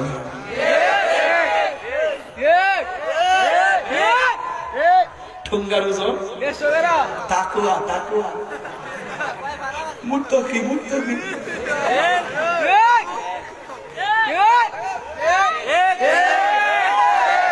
যদি সে মুত্তাকি হতো, আলাদা পালার মধ্যে মাইপা দেওয়ার পর ঠুঙ্গার মধ্যে ঢুকায়া একুরেট মাপ দিয়ে ঢুকায়া দিত, কোনদিন ওই ঠুঙ্গার ওজন দিয়া আপেল ওজন করে দিত না। হাত তুলে বলেন ঠিক ঠিক না বলেন।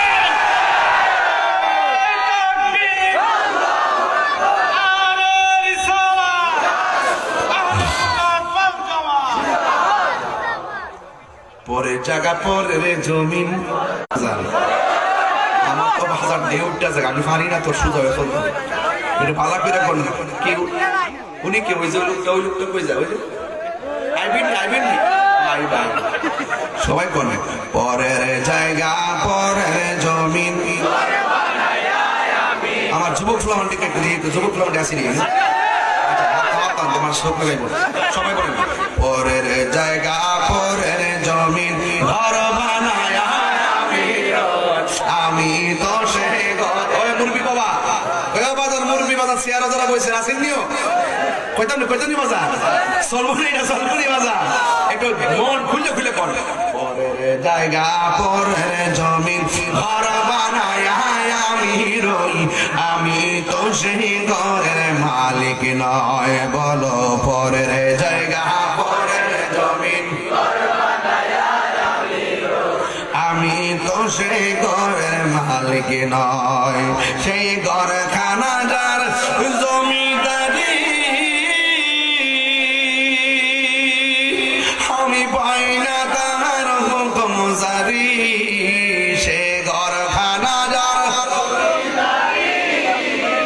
আমি হুকুম জারি, আমি পাই না জমিদার দেখা, আমি পাই না জমিদার দেখা। মনের দুঃখ কারে কই, আমি তো সে ঘরের মালিক নয়। পরের জায়গা পরের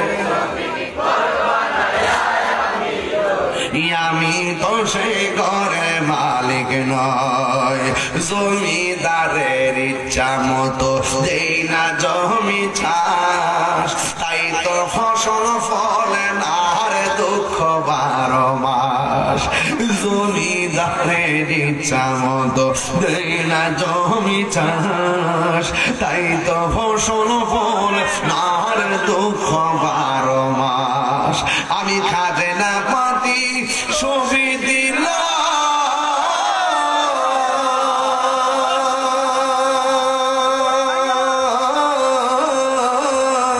আমি খাজনা পাতি ছবি দিলাম, তবু জমিন আমার হয়েছে নিলাম। আমি চলি যে তার মন জোগায়া, আমি চলি যে তার মন জোগায়া, তাকি না মিলে না সয়, আমি তো সেই ঘরের মালিক নয়। পরের জায়গা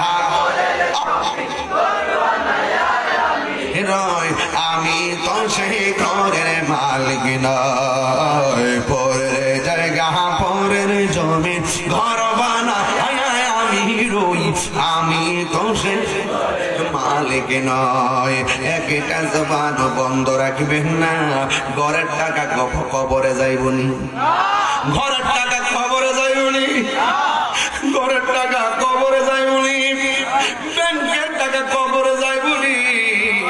ও বন্ধুরে, এত বড় খাসাটা আল্লাহ বানাইছে, এই খাসাটারে মাটির মধ্যে ঢুকাইয়া দিলে 10 দিন পরে আর গোস্ত খুঁজা পাওয়া যায় না। কবরটা দুর্গন্ধ বইরা যায়, গোস্ত গুলার ভিতর থেকে কিরা বাইর হইয়া যায়।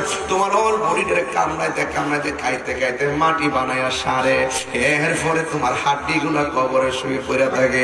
আজকে দেখলাম কবর করতে গেছে, পুরাতন কবর মনে পাইছে বাজান, ওই কবর দিকে সুন্দর করে টান্না টান্না কাপড় গুলা ছিটতেছে, বডির আর কোনো গোস্ত নাই দেখতেছি, এই হাড্ডি গুলো শুধুমাত্র ভিতরে ঢুকে রয়েছে। এই জন্য চেহারাতে মালিশ করে কি করবেন, এই চেহারা মাটির সঙ্গে মিশে যাবে। আমার এই বেটাটা ভাত খাওয়ার সময় কই, হুজুর আপনি যে মাহফিলে আইসা আমার মেয়েটারে দোয়া করে গেছিলেন, এই মেয়েটার কবর কিন্তু আজকে জিয়ারত করে যাইতেইব। আমি ভাতের মধ্যে কইয়া কইছি, ঠিক আছে আমি আপনার মেয়ের কবরটা জিয়ারত করে যাবো। মেয়েটা কবরে কেমন আছে আমরা জানি না রে বাবা, কবরে কেমন আছে আমরা জানি না। এই জন্য যে সন্তান হারাইছে সে বুঝে সন্তান হারা ব্যথা কত, যে মা হারাইছে সে বুঝে মা হারা ব্যথা কত। এত বড় শীতের মধ্যে কবরের মধ্যে কইয়া রইছে। কেন বলছি আল্লাহরে ভয় করবেন, কারণ এই কবরে গেলে কিন্তু প্রথম প্রশ্ন করবো মার রাব্বুকা, তোমার রবকে। এই জবাব যদি তুমি দিতে, এই জবাব যদি আমি দিতে না পারি, আল্লাহর বান্দা হিসেবে আমার মতন এমন লাঞ্ছিত বান্দার দুনিয়াতে নাই রে। ও বন্ধু, ওই কবরে গেলে 2 নম্বর প্রশ্ন করবি, আমার দিনুকা, তোমার দিন কি? এরপরে বলবো আমা কুনতা তাকুলু ফি হক্কি হাযার রাজুল, এই কবরের মধ্যে যিনি বসে আছেন তিনি কে? যদি আমি উত্তর দিতে না পারি আমার দেহটা মাটিতে পড়ে থাকবো। 3টা উত্তর দিতে না পারলে দেহের ভিতরে মাটির মধ্যে পড়ে থাকবে, দেহটা মাটির মধ্যে নিথর দেহ পড়ে থাকবে, কাফনটা শক্ত হইয়া থাকবে। বাঁশ পচার আগে তোমার লাশ পচে যাবে। বাঁশ পচার আগে যেই লাশ পচে যায়, তার মানে বোঝা গেল অহংকারের জায়গা দুনিয়াতে নাই রে আব্বা, দুনিয়াতে নাই রে বাবা। ও বন্ধু, 3টা কাপড় দিয়া কেন পুরুষের বাইন্ডিং করে আর 5টা কাপড় দিয়া কেন মহিলার বাইন্ডিং করে? এই ওয়াজের ব্যাখ্যা দিয়ে কোনো মৌলবীরা কয় না। তাহিরি আসল কথা কয়ে দে, লাল কাপড়, নীল কাপড়, হলুদ কাপড় থাকতে সাদা কাফন দিয়া কেন তোমার দাফন করে? এই কথা দিয়ে কোনো মৌলবীরা কয় না। হাই রে ও আমার যুবক ভাই, নিঃশ্বাসের কোন বিশ্বাস, মার আগে সন্তান মারা যায়। এই যে বেটাটা তার মেয়েটারে হারাইছে, মেয়ের বয়সটা কত? আল্লাহ যে মনে দিছে, কত বছর ছিল? 18 বছরের মেয়েটা দুনিয়া থেকে চলে গেছে। আরে সন্তান কালা হোক, লম্বা হোক, পাটি হোক, কাতর হোক, রুলা হোক, বোবা হোক, সন্তান বাপ মার কাছে রাজকন্যা। কথা কোন ঠিক কিনা? এই শীতের মধ্যে মানুষগুলো পাইকপাড়া গোরস্থানে কেমনে পড়ে আছে। আমরা বিদেশ বিরাজের খবর নিলাম, কিন্তু কবরের খবর আমরা নিতে পারলাম না রে বাবা, খবরের খবর আমরা নিতে পারলাম না। একদিন মাটির ভিতরে হবে গরে মনামার, কেন বন্ধ দালানো গো?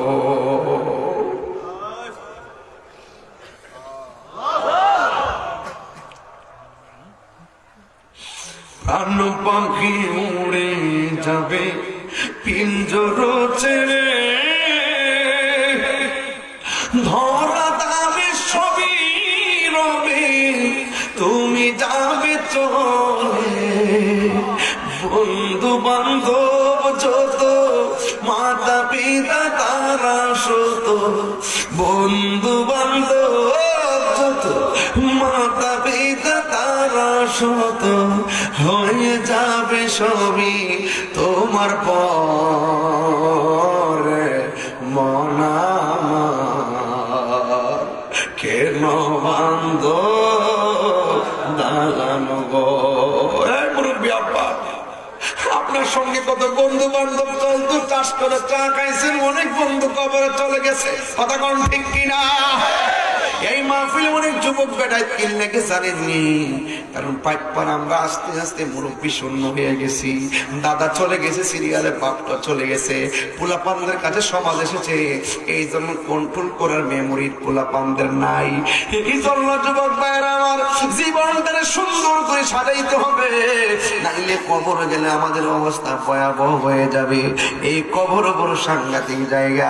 তাই তো আমার নবী, আপনার নবীর সাহাবী হযরত ওমর রাদিয়াল্লাহু তাআলা আনহুর সন্তান হযরত আব্দুল্লাহ ইবনে ওমর রাদিয়াল্লাহু তাআলা আনহু বলেন যে আমি আমার আমলে আমি একটা মানুষের মুত্তাকি কিনা তাকওয়াবান কতটুকু পরীক্ষা করার জন্য আমি রাখালের কাছে গেলাম।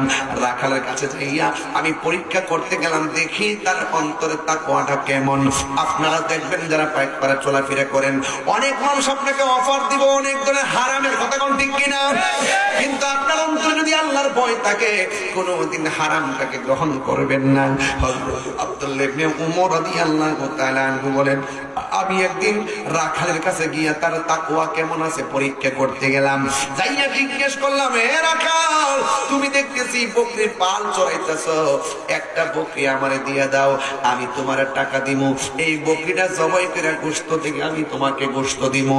এবার রাখাল ডাক দিয়া কয়, হে আব্দুল্লাহ, এই আমি তো রাখালগিরি করি, আমি শুধুমাত্র বেড়াগুলা রাখি, কিন্তু বকরিগুলা রাখি, কিন্তু এই বকরির আমার একটা মালিক আছে, এই মালিকের না জিজ্ঞেস করে আমি আপনাকে দিতে পারবো না। আব্দুল্লাহ ডাক দিয়া বলতেছেন, আমি তো তার ঈমান পরীক্ষা করবো, এই জন্য আর একটু বাড়াইয়া বললেন, তুমি তোমার মালিক যদি জিজ্ঞেস করে তুমি বলবা একটা নেকড়ে বাঘ এসে নিয়ে গেছে, তুমি বলবা একটা বাঘ নিয়ে গেছে, তাইলে তো মালিকে বিশ্বাস করে ফেলবে। রাখাল ডাক দিয়া বলেন, আমি আমার মালিকের তো বিশ্বস্ত, আমি যদি বলি একটা কেনা 10টা বকরি ভাগে খাইয়া ফেলাইছে, এরপরে আমার মনিবেরে বললে তিনি বিশ্বাস করবেন। হে আব্দুল্লাহ, আপনি যে আমার বলতেছেন আপনাকে দেওয়ার জন্য আমি দেই নাই, আপনি বলছেন জঙ্গলার বাঘে খেয়ে ফেলছে মালিকরে বলার জন্য, হ্যাঁ আমি বলতে পারবো, বললে আমি দুনিয়ার মালিকের বুঝাইতে পারবো, উপরে যে একজন আছে আমি তারে কেমন করে বোঝাবো। আগুন জ্বলে দ্বিগুণ রে দয়াল, জল দিলে নেবে না।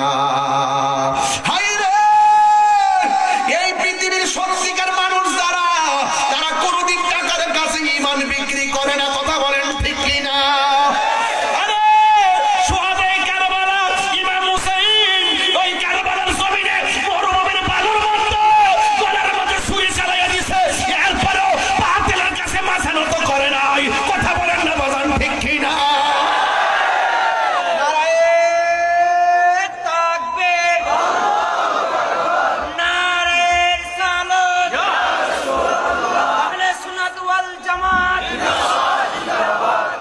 এই ঈমান আমাদের আছে না নাই? আমরা কি টাকার কাছে ঈমান বিক্রি করবো? আমরা যে বহুত ষড়যন্ত্র করতেছে, আমি কি পলাইতেছি? বহুত মানুষ কইছেন আমি পলাই গেছি, কইছিনি, ফেসবুকে লেখছিনি, এরা হলো অন্ধ দালাল, এরা হলো হলুদ পাতার সাংবাদিক। আমার ঘৃণা হয় তাদের জন্য যারা সত্য তুলতে পারে না। এরা এখনো পরাধীন, এখনো তারা পরাধীন, তারা সত্য কখনো তুলতে পারবে না। এখনো যদি ফিরে না আসে তাহলে আল্লাহর কাছে জবাব দিতে হবে। কথা বলেন ঠিক কিনা? সত্য কথা লেখন, প্রয়োজনে মরে যান, সত্য কথা লেখন, প্রয়োজনে লড়ে যান। বিজয় দিবে একজন, জবান খুলে বলুন তিনি কে? আরো জোরে বলুন তিনি কে? এই জন্য আমার যুবক ভাইরা, আমি আপনাদের কাছে অনুরোধ করে বলবো, যারা মিথ্যা বলে তারা কখনো মুমিন হতে পারে না। আমি যে মিথ্যা লিখতেছি, একটা লোক মিথ্যাবাদী হওয়ার জন্য এটাই যথেষ্ট যে যা শুনে তাই লেখে, যাচাই করে না। শোনা কথায় দুনাদোষ, শোনা কথায় দুনাদোষ। এই জন্য কখনো যাচাই বাছাই না করে কথা বলা উচিত নয়। উচিত ভাইর আমার, আপনারা কারা কারা মুমিন একটু হাত তুলেন তো দেখি। আমি একটু দেখে যাই আপনাদের, একটু দেখি না। দুইটা হাওয়া যে মাঝখানে তুলছে না তো, কিছু ডাবলু ঢুকছে না কি? আবার কিছু ডাবলু ঢুকছে তো, এই যে হাত তুলছে না তো, এই যে আল্লাহু আকবার বল, আর আল্লাহু আকবার বল। তুমি জীবন, তুমি মরণ, মাশাআল্লাহ, তুমি জীবন, তুমি মরণ, আধার ঘরে তুমি জীবন, তুমি মরণ, আধার ঘরে তুমি আপন, তুমি মোদের পায়ে তরি, তুমি মোদের তুমি নিদানে কোরআনে ওয়ালা ইয়া রাসূলুল্লাহ আল্লাহ ইয়া রাসূলুল্লাহ ইয়া হাবিবাল্লাহ ইয়া রাসূলুল্লাহ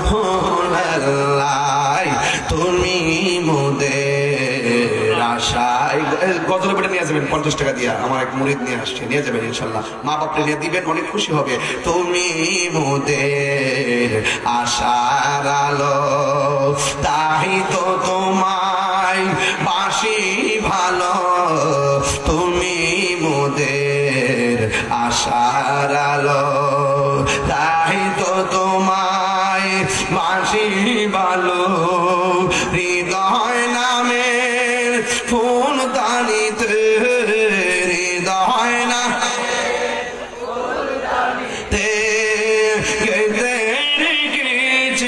প্রেমের মালা ইয়া রাসূলুল্লাহ ইয়া হাবিবাল্লাহ ইয়া রাসূলুল্লাহ ইয়া হাবিবাল্লাহ ইয়া রাসূলুল্লাহ একটা জবান বন্ধ রাখবেন না মহব্বতে মায়ার সুরে বলুন সুবহানাল্লাহ যুবক মায়ের আমার আজকের ওয়াজের বিষয় হলো তাকওয়া আল্লাহর ভয় আল্লাহর ভয় আমাদের অন্তরের মধ্যে রাখবেন আল্লাহ বলছেন ইন্নালিল মুত্তাকিনা মাফাসাল হাদাইকা ওয়া আনাবা ওয়া কাওয়ারিবা আতরাবা নিশ্চয়ই যারা তাকওয়াবান হবে নিশ্চয়ই যারা মুত্তাকি হবে আল্লাহকে ডরায়া যারা পাপ কাজ ছেড়ে দিবে আল্লাহকে ডরায়া যারা গুনার কাজ ছেড়ে দিবে আল্লাহকে ভয় করে যারা নামাজ পড়বে এদেরকে আমার আল্লাহ রাব্বুল আলামিন হাসরের ময়দানে তাদের হাতে বিজয়ের পতাকা দান করবে শুধুমাত্র বিজয়ের পতাকা নয় আমার আল্লাহ বলেন এদের জন্য আমি আল্লাহ একটা নয় দুইটা নয় অসংখ্য আঙ্গুর ফলের বাগান আমি হাসরের ময়দানে জান্নাতে দান করে দিব এই জন্য আমার যুবক ভাইরা ও পৃথিবীর মানুষের দল আল্লাহ রাব্বুল আলামিন কোরআনটা নাযিল করে বলে দিয়েছেন যালিকাল কিতাবুন রাইবা ফীহি হুদান লিল মুত্তাকিন এই কোরআনের মধ্যে কোনো সন্দেহ নাই এই কোরআনটা একমাত্র মুত্তাকিনদের জন্য গাইডলাইন বেঈমান যারা তারা কোরআন পড়বে কিন্তু কণ্ঠের নিচে কোরআনের হাকিকত ঢুকবে না আর যারা মুমিন মুত্তাকি হবে তারা কোরআন পড়বে সিনায় যাবে আর কবরের মধ্যে যখন ঢুকায়া দেওয়া হবে তার ডান বাম পাশ দিয়া একটা আলো জ্বলে উঠবে আলো বান্দা জিজ্ঞাসা করবে তুমি কে আমার কবরের মধ্যে তুমি আলো দিতেছো এবার আলোটা ডাক দিয়ে বলে আমার চিনো না আমি হইলাম তোমার দুনিয়ার কোরআন তেলাওয়াত এই জন্য যুবক মুত্তাকি হয়ে নামাজ পড়লে লাভ আছে আল্লাহকে ডরায়া রোজা রাখলে লাভ আসে রাবিয়া বসরিকে প্রশ্ন একজন হাসান বসরি ডাক দিয়ে বলছে হযরতে হাসান বসরি বলছে একজন লোক একটা সাধক বলতেছে রাবিয়া তুমি সব সময় আল্লাহর রহমতের দরজায় টোকা দিতে থাকবা একদিন না একদিন আল্লাহ রহমতের দরজা খুলবে আর রাবিয়া বসরি তখন সাধককে কি উত্তর দিছে জানেন রাবিয়া বসরি বলছে আল্লাহকে দেখার জন্য দরজায় বসে থাকার কি দরকার দরজা টোকা দিয়া খোলার অপেক্ষা করার কি দরকার যার জন্য 24 ঘন্টা দরজা খোলা থাকে টোকা দিব কোথায় এটার নাম হলো রাবিয়া ও পাইপাড়ার মা মাগো এটা মেরাজের চাঁদ কথা কোন ঠিক কিনা নবী যখন মেরাজে গেছে যাওয়ার পরে আমার নবী আয়েশা বলছে আমি মেরাজে যাইয়া দেখছি সবচাইতে বেশিরভাগ মহিলারা হলো জাহান্নামে বেশি মহিলারা হলো জাহান্নামে বেশি এবার আমার নবীকে প্রশ্ন করা হয় নবী গো হাসরের ময়দানে জাহান্নামী বেশিরভাগ মহিলারা কোন কারণে আমার নবী বলতেছেন দুইটা কারণে মহিলারা বেশি জাহান্নামী এক নম্বর তারা কিছু হইলে লানত দেয় একটা ঘটনা লাগলে জিফুতের মাথা খায়া দেখবেন এমন ভাবে শুধুমাত্র লানত দেয় আর দুই নম্বর কথা হলো তারা নাশকরবান্দি স্বামীর ঘর সংসার করতে গেলে 1000টা দিলেও তাদের মন ভরে না কথা কোন ঠিক কিনা এই জন্য মা স্বামী যা দিবে টাকার মধ্যে তুষ্ট থাকবেন। স্বামী যদি 1000 টাকার শাড়ি কিনে দেয়, মনে করবেন আমার জামাই আমারে 1 লক্ষ টাকা দিয়ে শাড়ি কিনে দিছি। একদিন বুঝবেন এই লোকটা যখন ঘরে থাকবে না, মনে রাখবেন আপনার মাথার উপরে কোনো ছায়া থাকবে না। স্বামীটা আগ্রহ প্রলাহ প্রবাহ ঘরের মধ্যে থাকলে একটা গাছ আছে, একটা ছায়া আছে। এই লোকটা চলে গেলে বুঝবা লোকটার দাম কত। এই লোকটাই কি করছে জানোনি? কয় কি করছে? এই লোকটাই তোমার জন্য, তোমার মুখে হাসি ফুটাইবার জন্য জীবনটারে আর জীবন কই নাই। সকালবেলা বের হয়েছে, বিকাল বেলায় বাড়িতে খাবার নিয়ে আসছে। আবার তোমার করে যখন সন্তান হয়ে গেছে, এখানে সে সীমাবদ্ধতাকে নাই, আবার দৌড়াইয়া বাজারে গেছে, বাজার আনছে, কাপড়ের দরকার কাপড় আনছে। আইনা আইনা তোমার স্বামীকে তোমার সন্তানগুলো রে ছোট থেকে বড় জানে মাল দিয়া করছে। তুমি যেমন কষ্ট করছো, বাজারের মধ্যে সবচেয়ে বড় ফ্যাক্ট হলো টাকা। টাকাটা কোথায় থেকে আসবে, কিভাবে আসবে, এই ডিপ্রেশনটা কোনো নারী অনুভব করে না। কথা কোন ঠিক কিনা? সারাটা জীবন ওই স্বামী এই স্ত্রীর জন্য জীবনটা লুটাইয়া দেয়, কিন্তু কোনোদিন ভালো হতে পারে না। তবে একটা কথা বলে দিয়ে যায়, হুন্না লিবাসুল লাকুম ওয়া আনতুম লিবাসুল লাহুন্না। নারী হলো পুরুষের পোশাক আর পুরুষ হলো নারীর পোশাক। স্ত্রী যেমন আপনার কাছে ভালোবাসা পাওয়ার যোগ্য, স্বামীও আপনার কাছে ভালোবাসা পাওয়ার যোগ্য। স্বামী যদি কোথায় থেকে কাজ করে আসে, আসার সাথে সাথে তারে কোনো প্রশ্ন করবেন না। সুন্দর করে লুঙ্গিটা আগায় দিবেন, সুন্দর করে গোসলের পানিটা গরম করে দিবেন, সুন্দর করে খাওয়া দাওয়া দিবেন। এরপরে সুন্দর করে বসলে আপনার কথা বলতে হবে না। স্বামী জিজ্ঞাসা করবে তোমার কি খবর। আর জোরে কোন ঠিক কিনা? প্রত্যেকটা পরিবারের উদ্দেশ্যে বলবো, পৃথিবীর কোন পুরুষ পরিশ্রমে ক্লান্ত হয় না। পৃথিবীর কোন মানুষ কোন পুরুষ পরিশ্রমে ক্লান্ত হয় না। পুরুষ ক্লান্ত হয় একমাত্র পারিবারিক ডিপ্রেশনের কারণে। কথা বলেন না ঠিক কিনা? এই জন্য ও যুবক, এই পৃথিবীটা সবাইকে দায়িত্ব দিয়ে আল্লাহ পাঠাইছে। আর রিজালু কাওয়ামুনা আলা নিসা, পুরুষ হলো নারীদের পরিচালক। এই জন্য আমার মা, স্বামী আপনার অহংকার, স্বামী আপনার অহংকার। স্বামীর সঙ্গে আপনি ইচ্ছে করলে যে কোনো ধরনের আচরণ করবেন না। আবার স্ত্রীর সঙ্গে স্বামী খারাপ আচরণ করবেন না। আপনি যদি স্বামীর আপনার ঘরের মধ্যে অশান্তি ঢুকে গেল, এখন নবীকে প্রশ্ন করা হলো, ইয়া রাসূলুল্লাহ, মহিলাদের বেশিরভাগ জাহান্নামী, এখন বাঁচার উপায় কি? এই মেরাজের চাঁদের ঘটনা হিসেবে এটাই বলে যাব। আমার নবী, আপনার নবী ডাক দিয়ে বলেন, নারীরা যদি জাহান্নামের আগুন থেকে বাঁচতে হয়, একটা কাজ বেশি বেশি করতে হবে। জিজ্ঞাসা করা হলো কি কাজ? আমার নবী ডাক দিয়া বলে,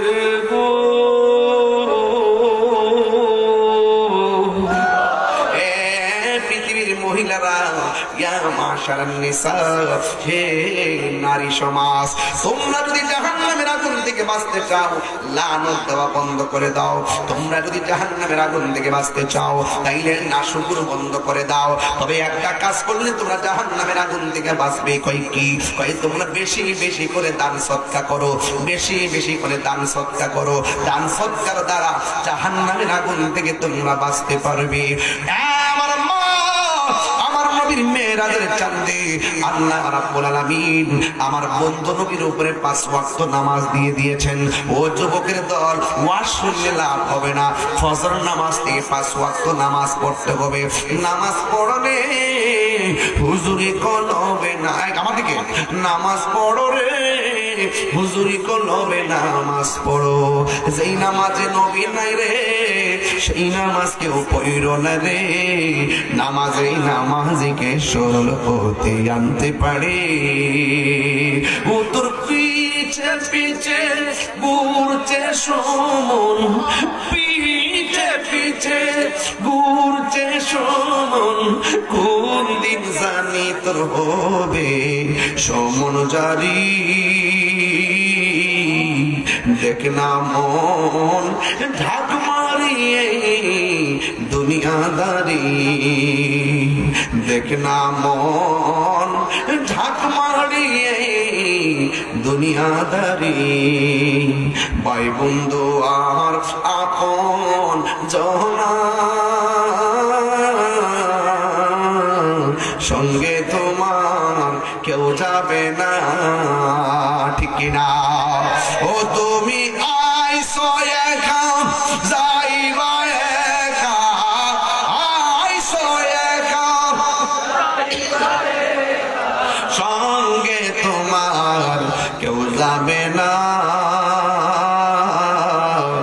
দেখে না মন ঝাঁক মারিয়ে দুনিয়াদারি, দেখে না মন ঝাঁক মারিয়ে দুনিয়াদারি। জোরে জোরে কি আল্লাহু আকবার বলা যাবে না? যুবক যুবক, ওয়াজ কিন্তু করে ফেলছি। একটা কথা, বই করবো একজনকে, তিনি কে? মহব্বত করব জীবনের চাইতে বেশি আমার নবীকে। কথা বলেন না কেন? আর ওলি আল্লাহর দরবারে যাইলে কি গুনাহ হবে? ওসিলা ধরা যায় আছে না নাই?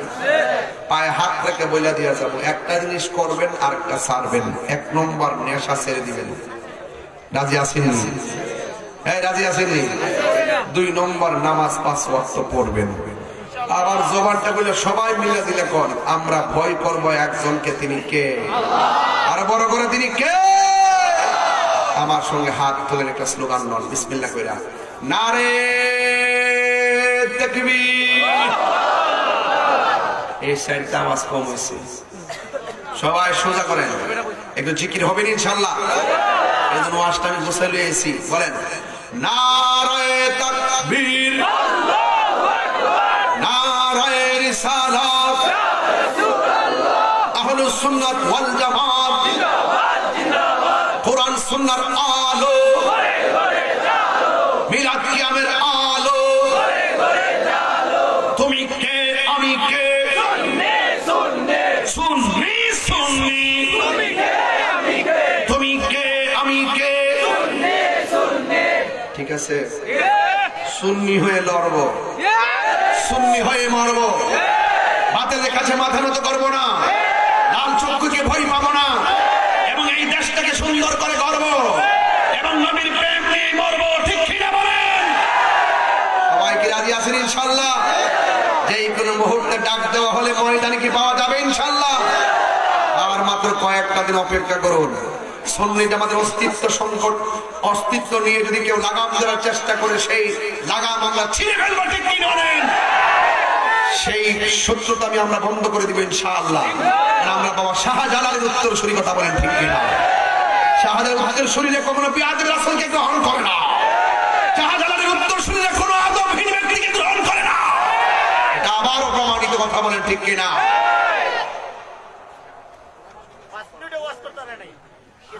আরে আমার বিরুদ্ধে আপনি কথা বলেন, সমস্যা নেই।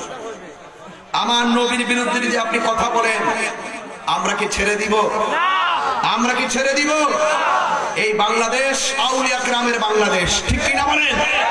এই দেশ ইসলামের যে সুলতানুল আউলিয়া হযরত বাবা শাহজালাল, যেই দিন থেকে শাহজালালের মাজারে আক্রমণ করা হয়েছে, সেই দিনে বলে দিয়েছি যে ও বিপদ ডেকে এনেছে, খোদার কসম করবে। কথা বলেন, ঠিক কিনা? নারে তাকবীর,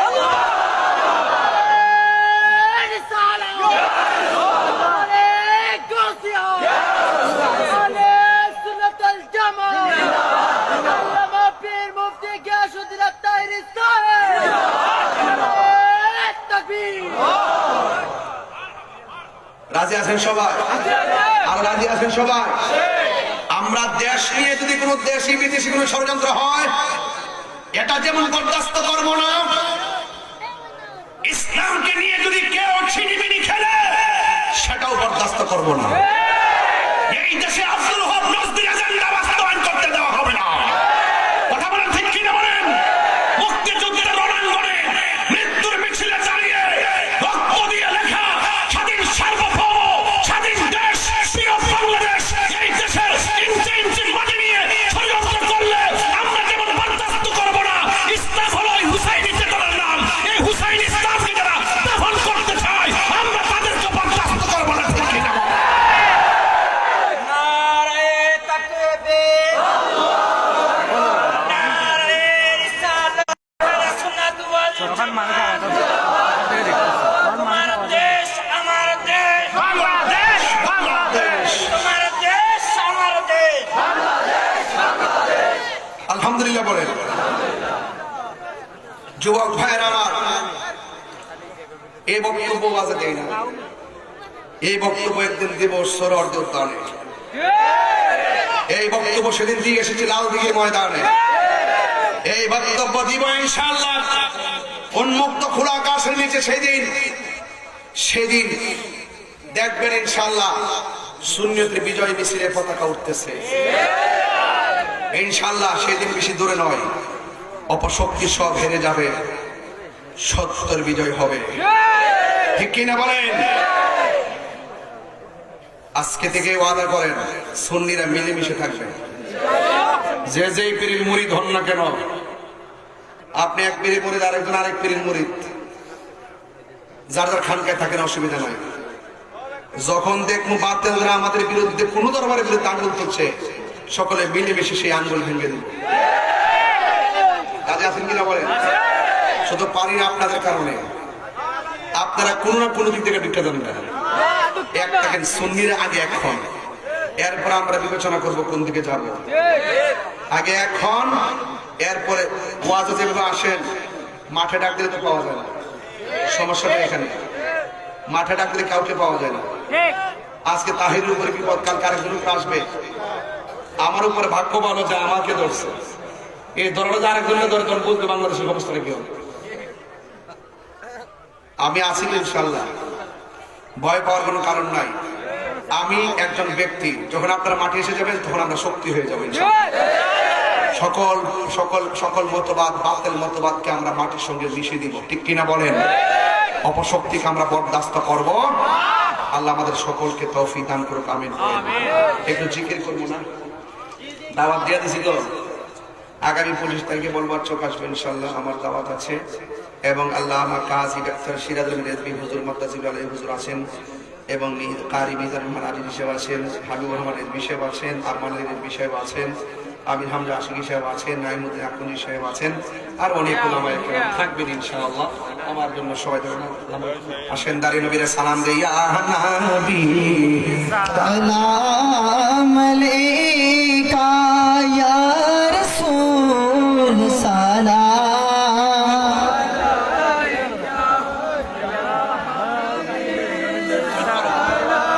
আলাইকা সালাওয়াতুল্লাহ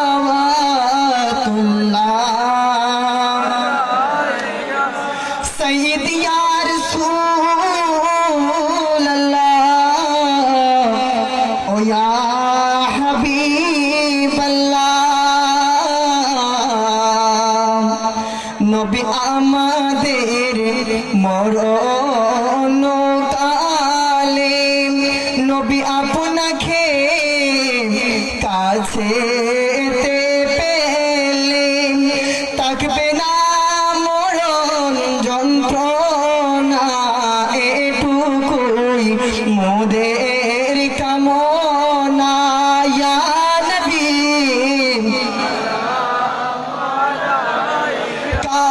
ইয়া রাসূল সালাম আলাইকা ইয়া হাবিব সালাম আলাইকা সালাওয়াত। মুস্তাফা জানে রহমত পেলা को सलाम शम्ए बज में हिदायत पेला गौसे आज़म इमामों का और का जलवाए शाने कुदरत पेला लामी मुस्तफा जाने रहमत पेला को सलाम शम्ए बज में हिदायत पेला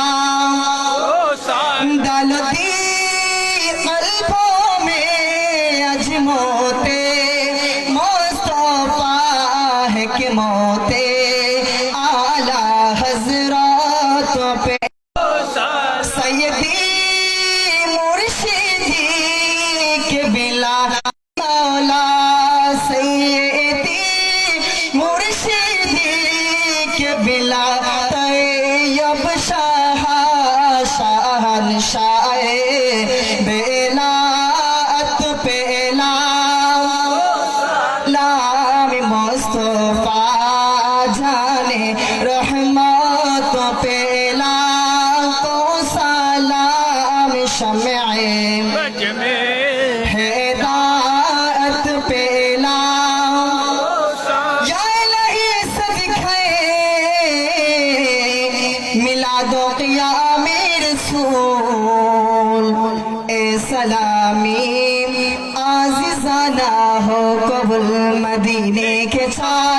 हजारों सलाम मदीने के छात, लाखों सलाम मदीने के छात, करोड़ों सलाम मदीने के छात, बेहुदो सलाम बलगल उला बिकमालिही, कशफा तुजा बिजमालिही, हसनत जमियो खुसवालिही, सल्लु अलैहि वालिही।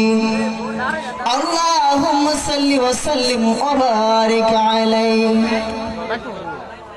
সবাই আমার সাথে বসুন, এটা মোহাম্মদ জিকির করি।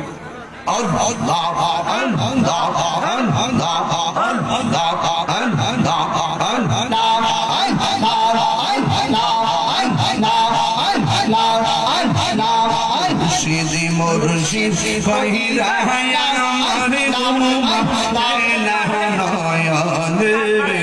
আমার মুর্শিদি কে মোহনে আল্লাহ আল্লাহ আল্লাহ আল্লাহ, আমি তোমার ভালোবাসি পাগলের মতো, কোথাও কাঁদাও কাঁদব আমি জুলুমের মতো, মারহাবা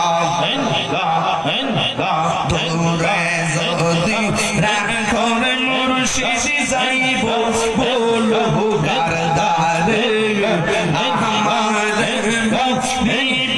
মুর্শিদি কে মানে আমার বলিবা মুর্শিদি কে মানে আমার বলিবা রেসিপি কে মানে আমার মুর্শিদ কেন বোঝে না আমি কত ভালোবাসি আল্লাহ আল্লাহ আল্লাহ, মুর্শিদি কেন বোঝে না আমি কত ভালোবাসি মাশাআল্লাহ।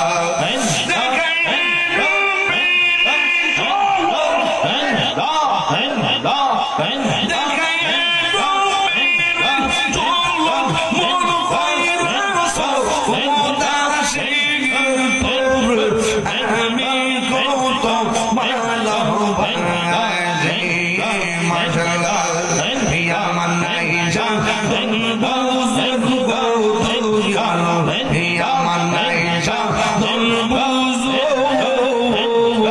এই দনাজ কি কর দিয়া কি তরঙ্গা তঙ্গয় মার মোহাম্মদ মাশাআল্লাহ।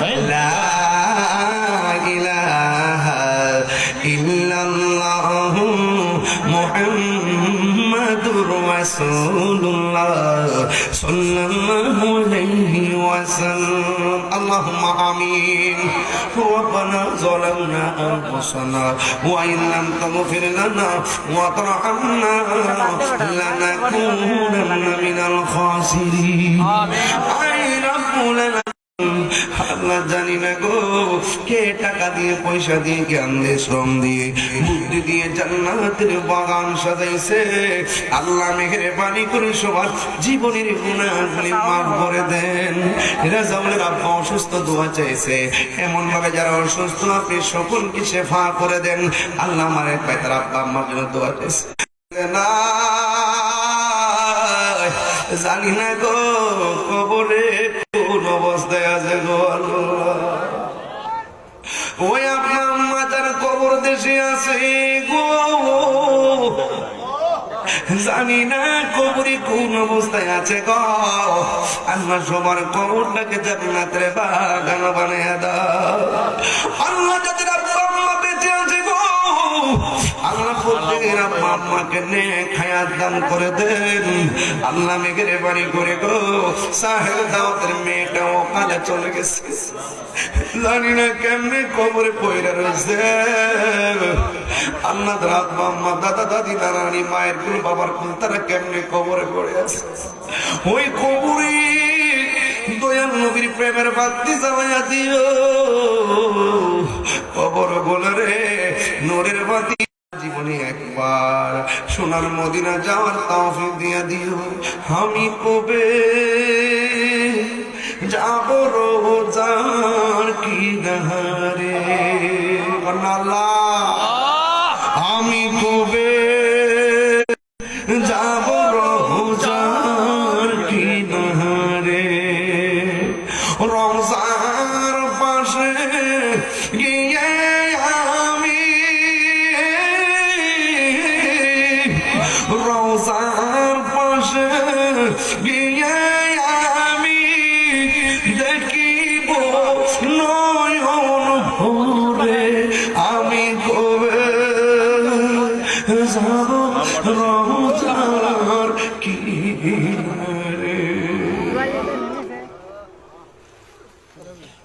রাতে যাই নবীকে খোঁজে বেড়াই চোখের জলে বুক ভাসে নবীর দিদারের আশায় কবে যাব সোনার মদিনা কবে যাব সোনার মদিনা। আল্লাহ এই মাফের হাতিয়া তখন দয়াল নবীর রওজা মুবারকে সোনার মদিনা কবুল করে নেন। আল্লাহ রহমতুল্লাহ আলাইহি রওজা কবুল করেন। ওলি আব্দুল গাউস যেখানে জান্নাতের বাগান সাজিয়ে আরাম ফরমাচ্ছেন সবার রওজা আপনি কবুল করে নেন। পর্দার সখিনার সঙ্গে জান্নাতের গিয়ে স্বামী স্ত্রী সংসারী আপনি শান্তির নিকেতন বানিয়ে দেন। বিদেশের বাড়িতে যারা আছে আল্লাহ সবার জান আপনি আমানতে রাখেন। আল্লাহ মেঘের বাড়ি করে মায়ের সন্তান আবার মায়ের কুলে ফিরে দিন। সাল্লাল্লাহু তাআলা হাবিবিল কারীম ওয়া আলা আলিহি। আল্লাহ সমস্ত সুন্নি উলামায়ে কেরামদের জন্য দোয়া করি আল্লাহ সবার জানমাল আমানত রাখেন। আল্লাহ যারা দুনিয়া থেকে বিদায় হয়ে গেছেন সবার কবরটাকে জান্নাতের টুকরা বানিয়ে দেন। আহলুস সুন্নাত ওয়াল জামাতের সবাইকে আপনি ঐক্যবদ্ধ করে মিশন এবং মিশনকে দেশের সংস্কৃতি ধর্মের সংস্কৃতির জন্য কবুল করে নেন। আর মরণের কালে সবার জবানে মধুর কালিমা জারি করে দিয়েন লা ইল্লাল্লাহু মুহাম্মাদুর রাসূলুল্লাহ সাল্লাল্লাহু আলাইহি ওয়াসাল্লাম। আসসালামু আলাইকুম ওয়া রাহমাতুল্লাহি ওয়া বারাকাতুহু। সম্মানিত মুসলিম জনতা, আগামী 21শে জানুয়ারি ফকিরাবাদ হযরত শাহ ইয়াকুব রহমাতুল্লাহ আলাইহি সুন্নি যুব সংঘের উদ্যোগে অষ্টম বার্ষিক সুন্নি মহাসম্মেলন। উক্ত সুন্নি মহাসম্মেলনে শুভ আগমন করিবেন হাফেজ আমির হোসেন রায়পুরি সাহেব, মুফতি আব্দুল হালিম ভুঁইয়া সাহেব, আরিফুল ইসলাম মাহাদি সাহেব। উক্ত সুন্নি মহাসম্মেলনে সকলেই সবন্ধনে আমন্ত্রিত। সম্মানিত উপস্থিতি লক্ষ্য করুন, আসছে আগামী 25শে জানুয়ারি রোজ শনিবার বলবার চক ঐতিহ্যবাহী গাউসিয়া রিজভিয়া সুন্নি মহাসম্মেলন।